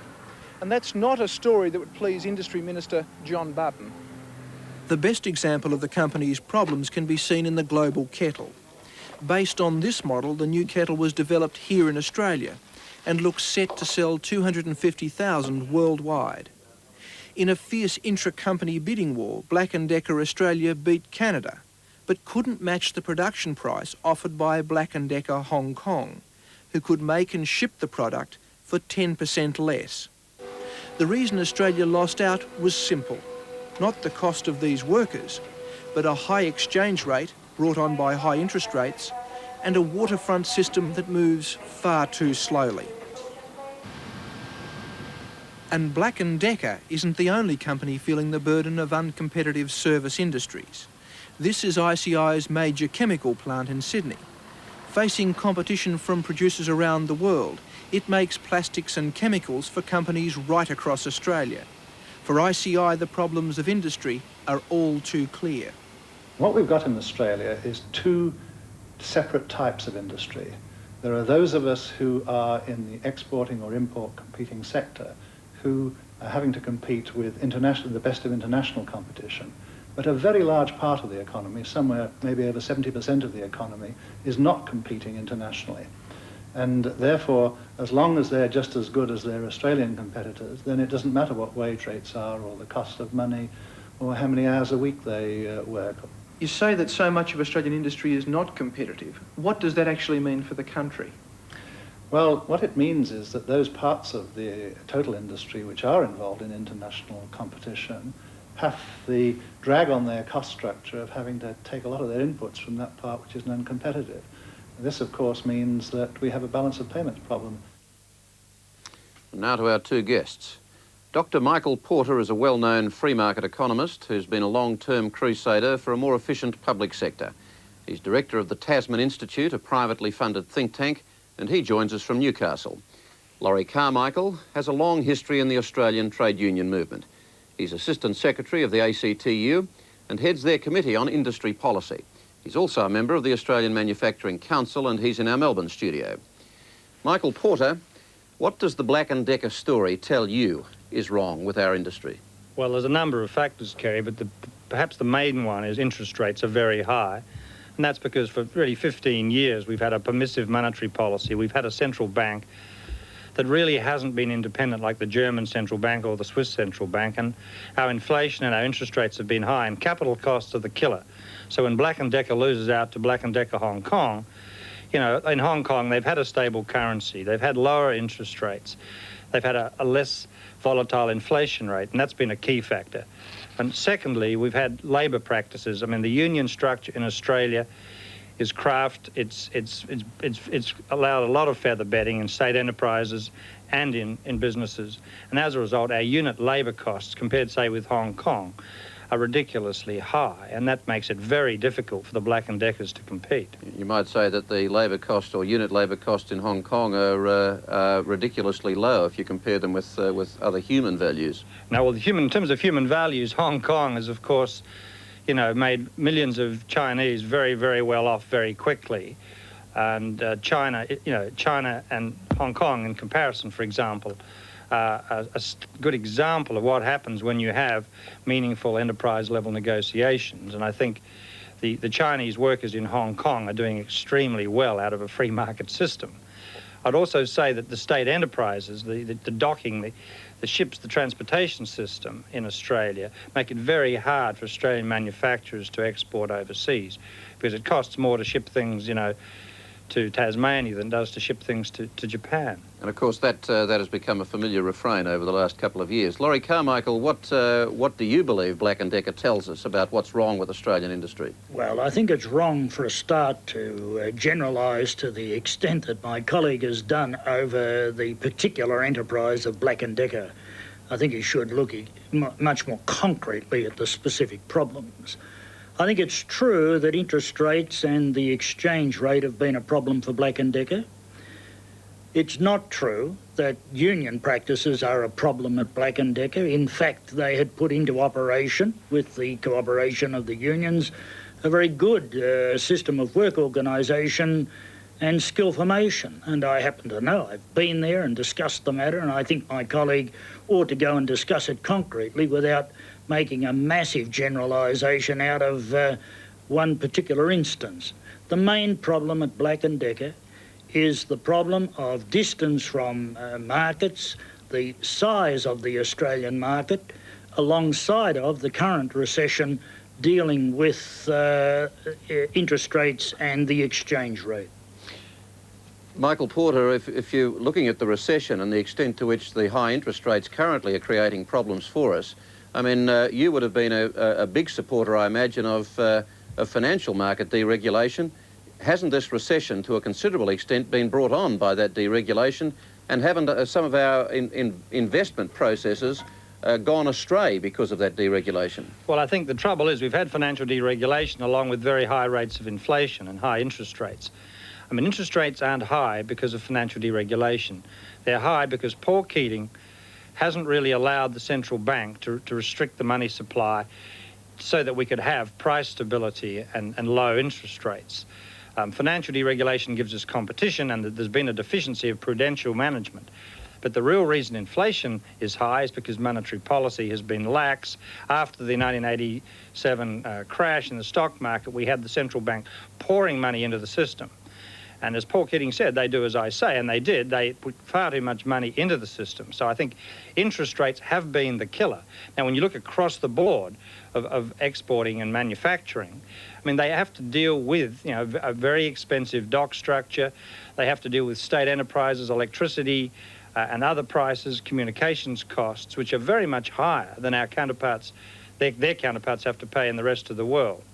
So I think, you know, at the end of the day, it does come back to these labour market arrangements which explain why we have so much feather bedding on our docks, in transportation, in shipping and so forth. Laurie Carmichael, productivity, productivity, productivity. It's been another one of the buzzwords of the last couple of years, and even the trade union movement picked it up in terms of award restructuring. When are we going to see clear evidence that that has worked? Well, to answer your question directly, award restructuring has only reached the stage of completing the paperwork. The most advanced award in that regard is the metal industry, and it was only yesterday that the new classification system gained legal enforcement in this country. We are now moving into this year of 1991 for the first time on implementation. And associated with that, the unions negotiated an agreement that allows for 4.5% wage adjustment based upon a productivity outcome. The employers in the industry and the unions in that industry are now setting about the task of implementing that as of now. Other unions have done likewise in their industries. Now, it's true that there have been differences in practices in this country, as there have been about management practices in this country, and we do have to make an adjustment. It is nonsense to turn around and to lay the blame, as it were, in that arena, because, quite frankly, there are many more problems than just simply the 10% of industry's costs that go to the labour market. It is a much bigger problem than what has been described. Now, I just want to take issue with my colleague. I think everybody knows that there's been a very strict money supply restriction for the past 2 years, and that's very much the problem that we're currently facing. Well, it's an on-again, off-again situation, isn't it, Laurie?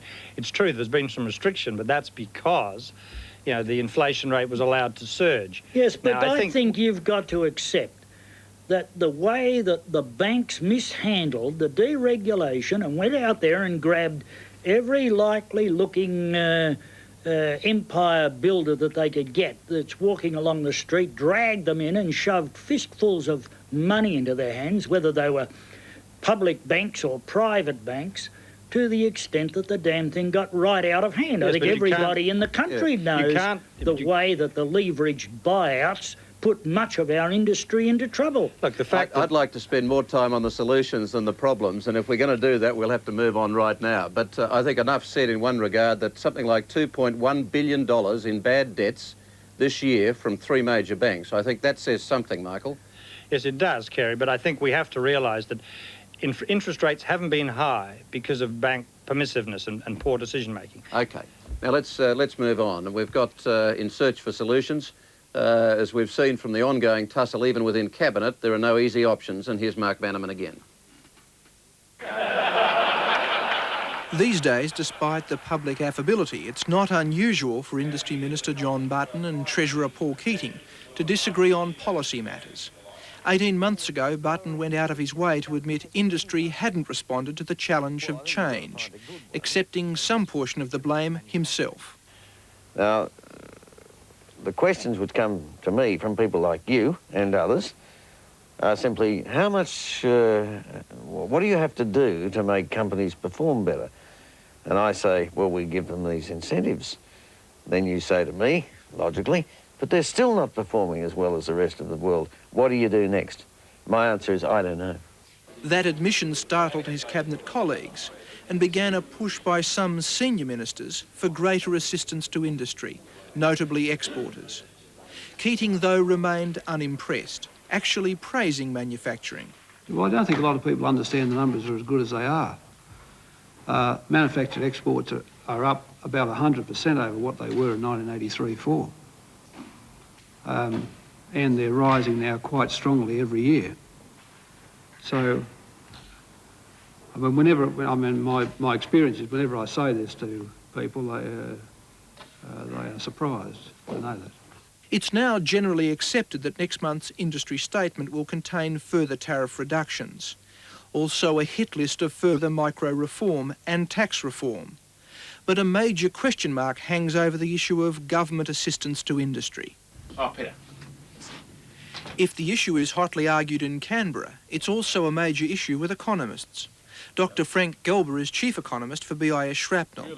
He's the co-author of a major study on Australian industry, and he believes governments must get involved. We really do need an interventionist government. I mean, they have them overseas. If you look at places in Asia to attract business there, they give them basically free factories for periods of years, tax incentives, all that sort of stuff. And if we're looking at attracting businesses that could equally go to Malaysia or Indonesia or Korea, I mean, why would they come here?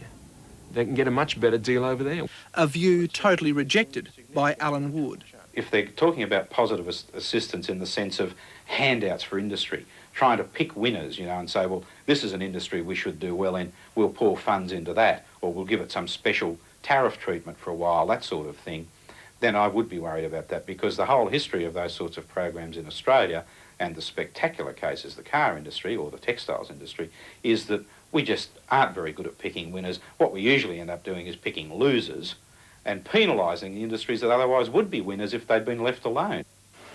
Figures tend to support the interventionist line. They show of Australia's top 10 exporting companies, 7 have received major government assistance over the past decade. Memtech isn't in the top 10 exporters, but it soon hopes to be. Listed as a public company in 1984, it has developed and marketed a membrane system that filters and purifies all types of fluids. That module filters the fluid, rejects the contaminant and gives you just the pure or clean fluid. So we can get, say, water out of a river or out of a drain? Sure. And we can actually make it capable to drink? Potable water, yep. And in world terms, what does that mean? Is that a world first? It is a world first, a world first. This technology has major applications, including the potential to clean Sydney's coastline, using membranes to filter sewage. The potential for growth here and overseas is virtually unlimited. It hasn't always been that way. To perfect the product, the company received $2 million in federal research and development grants. For Memtech, government assistance is a must. There are no level playing fields. There are opportunities, and there are generally dominant competitors within those opportunities. And if you send a very small organisation out to fight with a very large organisation, then they will not succeed. Dennis Hanley is the head of Memtech. He believes government must also have a crucial role to play helping companies develop export programs. The reason is simple: cost. To export this army shower system to major markets, it might cost Memtech up to $2 million. That requires a company with a turnover of nearly $100 million, and there aren't many of those around. Now, there are very few Australian technology-based companies that have turnovers between 100 million and 200 million. Therefore, there are very few technology exporters from Australia. And he has some interesting thoughts on the question of governments picking winners. Well, I think it's extremely difficult to pick winners, but it's not that difficult to pick the industrial races in which people should run. Michael Porter, Dennis Hanley of Memtech would say that the whole concept of a level playing field is nonsense. Well, we haven't had one in Australia, but the Industry Commission has estimated that it's costing us $18 billion, about 7% of GDP, to have government heavily involved in all the industries they're already in.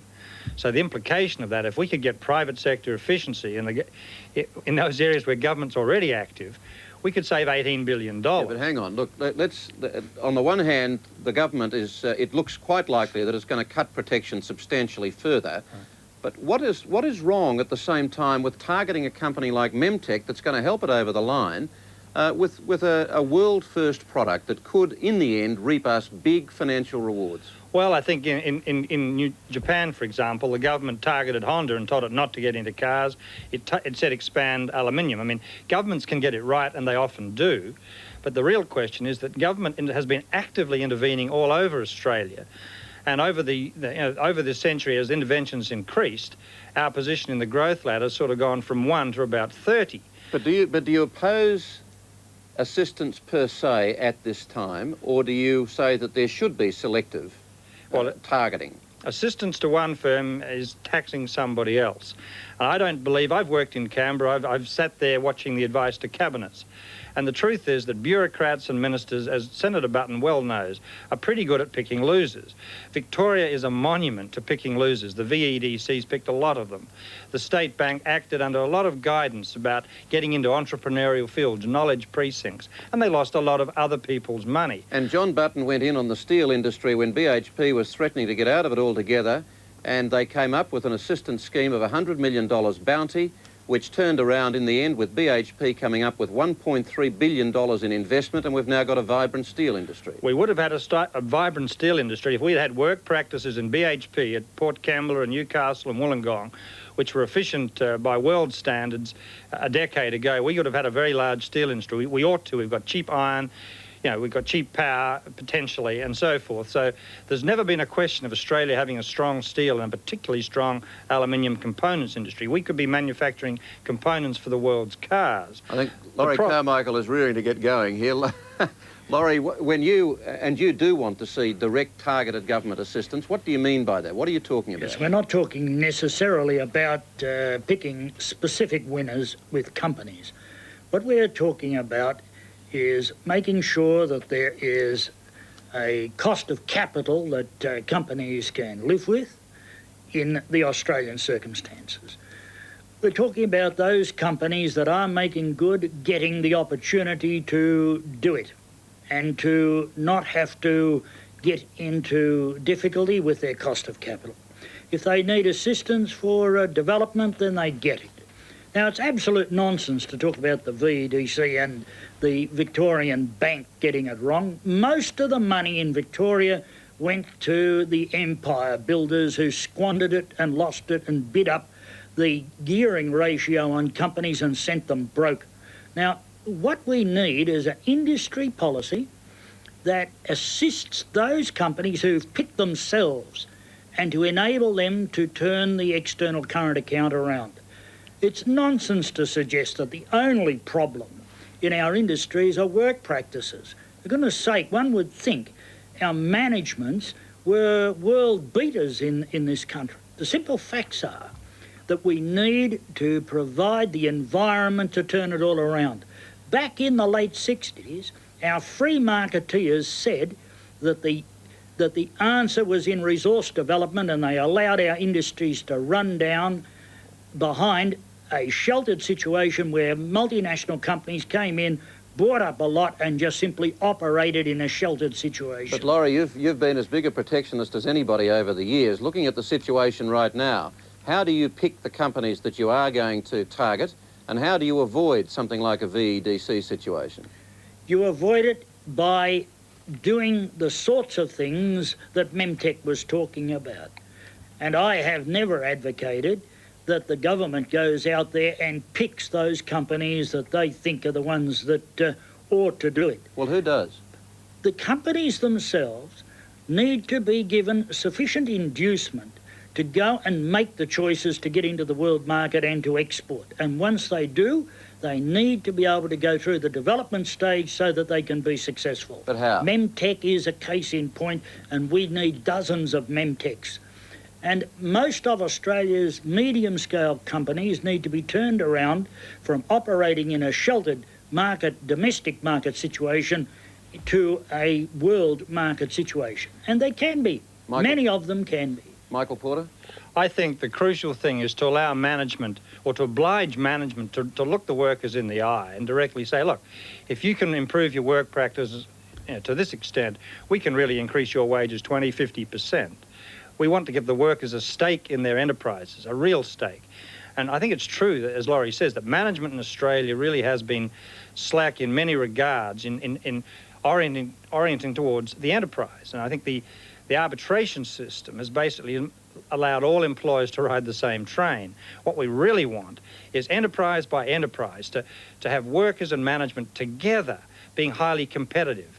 And if you can combine that new labour competitiveness with the sort of independence of central banks, which gets interest rates down because inflation's down, then the capital costs will come down, labour costs will come down, and all of a sudden we'll have manufacturers that are out there with our ideas and our technology beating world markets. Well, can't you perhaps both be right to a degree? I mean, you would pin a lot of the blame on inflation, Bernie Fraser is now saying inflation 5% this year, possibly even 4 or 3%.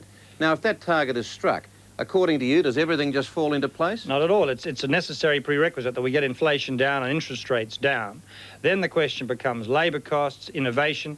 Our training and education system, for example, has got to produce skills, but every academic, hard-working or not, gets the same wages. Do you give Laurie Carmichael any points for the training and education programs that he's been implicitly or explicitly involved in? No, I think Laurie's basically been one of those who supported, you know, the notion that everybody should get paid the same. We don't have incentives and competition in tertiary education the way they do in Japan and the United States. We've got an education and training system that is much more rigid than manufacturing. I think we make textiles look terrific.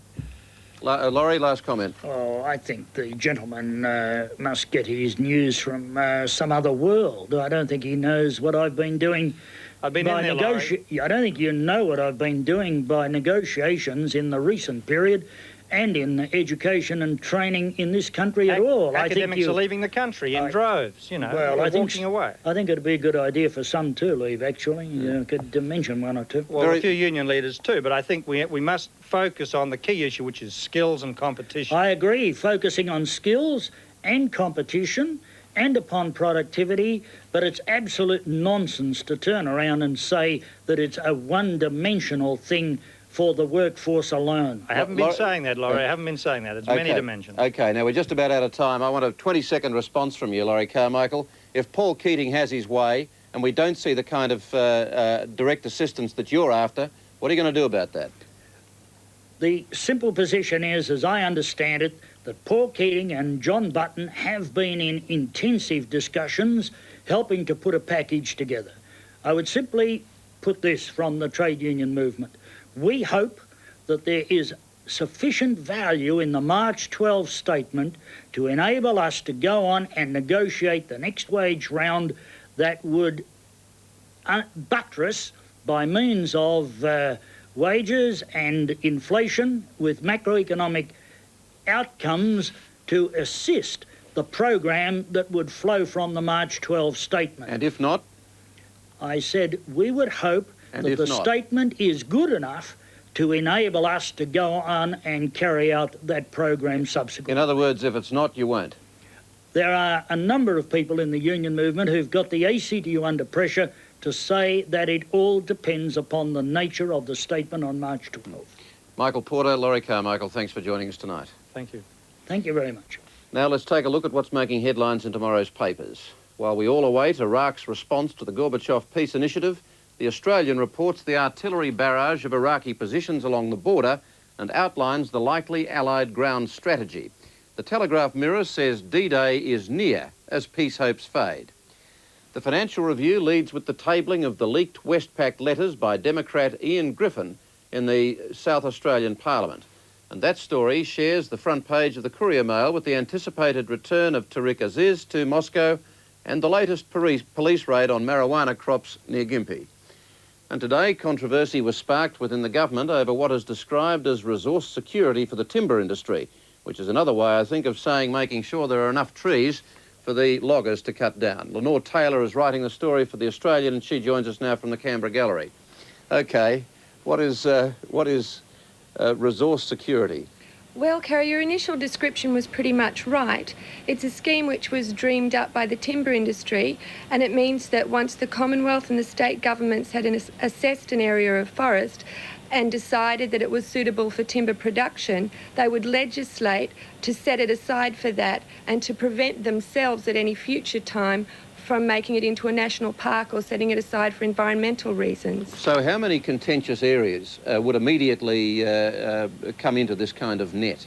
Well, there are some on the drawing books at the moment. The most immediate is the $1.5 billion pulp mill in the north of Tasmania, sometimes dubbed the son of Wesleyvale after the last contentious proposal there. And this would work in that the government by legislation would guarantee the forestry resource for the loggers to cut down for that pulp mill, right? That's right.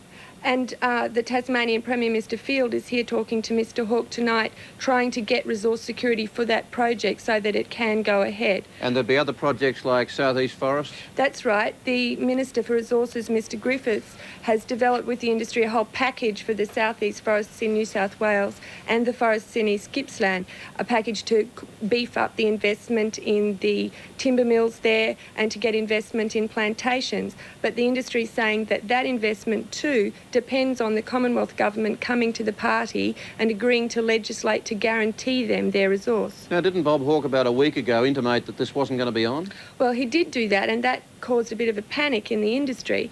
But since then, the forces for resource security haven't given up. Mr Griffiths today distributed a paper to the members of his Primary Industry and Resources Caucus Committee, and that very strongly advocated resource security. And I understand that Mr Hawke's office wasn't entirely pleased that he had put out a paper like that. And as I said before, Mr Field is here right now trying to convince Mr Hawke of the necessity of this proposal. So now we're limbering up for another one of those familiar bun fights in Cabinet with Greens versus the It seems that way. It seems that way. Lenore, thanks very much for that. That's all from Lateline tonight. We'll be back at 10:30 tomorrow. Until then, good night.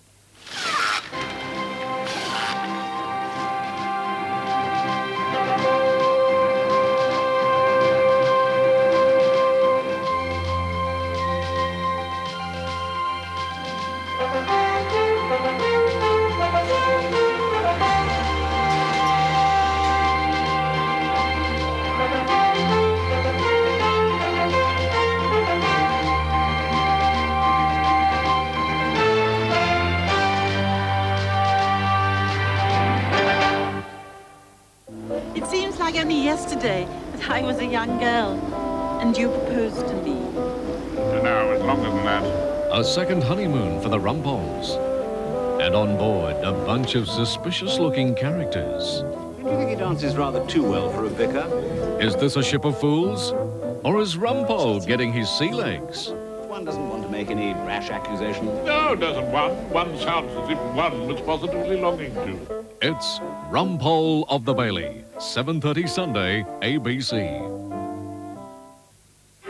ABC Classics, the ABC's fine music record label, has just published its first complete CD and cassette catalogue, showcasing the very best of Australian musical talent.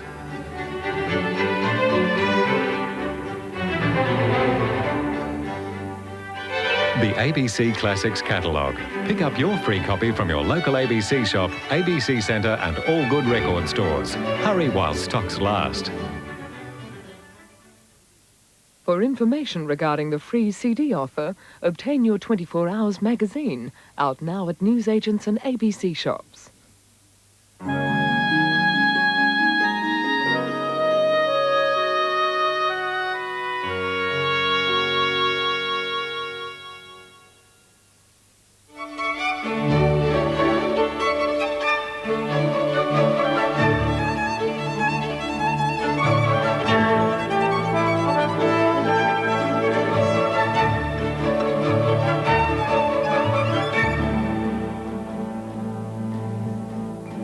This is played in Australia, featuring our symphony orchestras in concert. The French composer Hector Berlioz, one of the great romantics, once said that while love couldn't give an idea of music, music could give an idea of love, and that together they were the two wings of the soul. You can understand the enthusiasm. Love has been the favourite subject for dramatic music for hundreds of years, and for much of that time, poets and composers were content to present it in its most conventional form, love for another, or love of God. But from about 150 years ago, when some music became more descriptive in its intent, composers began to move off in tangents to explore some variations on the theme of love. Closest to it is probably love of one's place of birth. And the best known example of this in music is a cycle of symphonic poems called My Country by the Czech composer Bedřich Smetana, written during the 1870s. Smetana's work isn't mere gratuitous nationalism, rather it's a statement of confidence in an indigenous culture that was then trying hard to resurface. The most popular piece in the cycle is about the Vltava River that flows through the city of Prague. The music tells a story of its journey, its beginnings as a stream fed by small springs, and then its passage through forests and countryside, past village weddings, castles, water nymphs dancing by moonlight, and then a dramatic plunge through rapids from which it emerges broad and triumphant, flowing towards the city of Prague. All the way through the score, there's this undulating trickle of notes, which must have been hell to actually write. Neither is it easy to play, but its effect on the ear is hypnotic.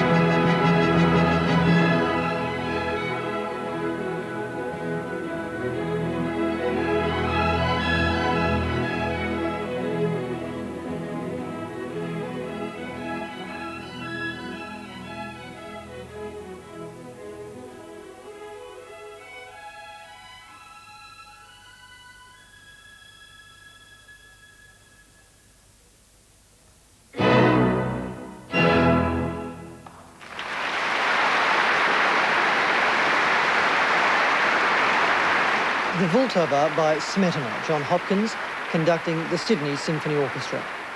Love of country, or more specifically, love of empire, was a feature of the work of Edward Elgar, but he also sang the praises of friendship in one of his most famous pieces, the Enigma Variations for Orchestra, completed in 1899.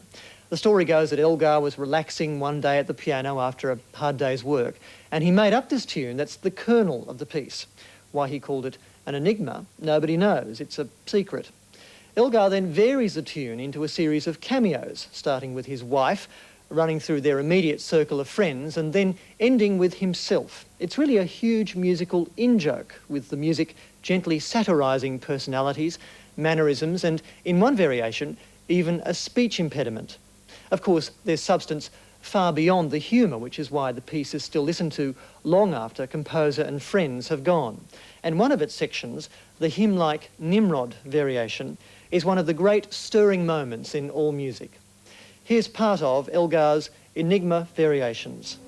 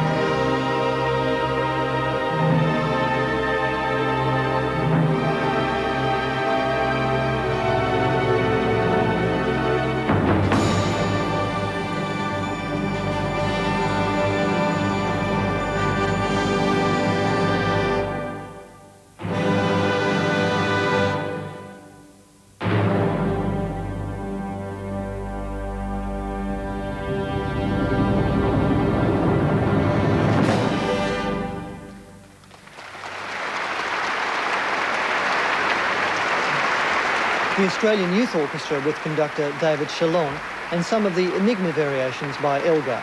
I'll play you the front half of that piece next week. A mere 20 years separate Elgar's autumnal music from this next work, The Miraculous Mandarin by Bela Bartok, written in 1919. By then, of course, the world was a different place. Western art and music had been shaken by an extraordinary series of convulsions, not least among them the revelations of Dr. Freud and the holes they punctured in the pressure cooker of Victorian morality. Artists began to probe beneath the sunny veneer of conventional love and explore the darker, more primitive aspects of human behaviour. The results were unsettling. Works of art, not for the last time, began to be branded as immoral. Such a fate befell Bartok's masterly ballet score, The Miraculous Mandarin. Its story is a mixture of sex and sadism, hot enough for the work to be banned in Bartok's native Hungary until after his death, when he presumably couldn't offend them anymore. Its setting is a sordid bedroom in a modern city. The central character, a young girl endeavouring to sell herself to passers-by. Bartok's music is at once lascivious and cold, like its subject, and quite explicit in its depiction of detail, so much so that we're going to describe the action to you with subtitles as the piece goes along for the benefit of your mind's eye. This is a suite from the ballet in a spectacular performance by the Sydney Symphony Orchestra and its chief conductor, Stuart Challender.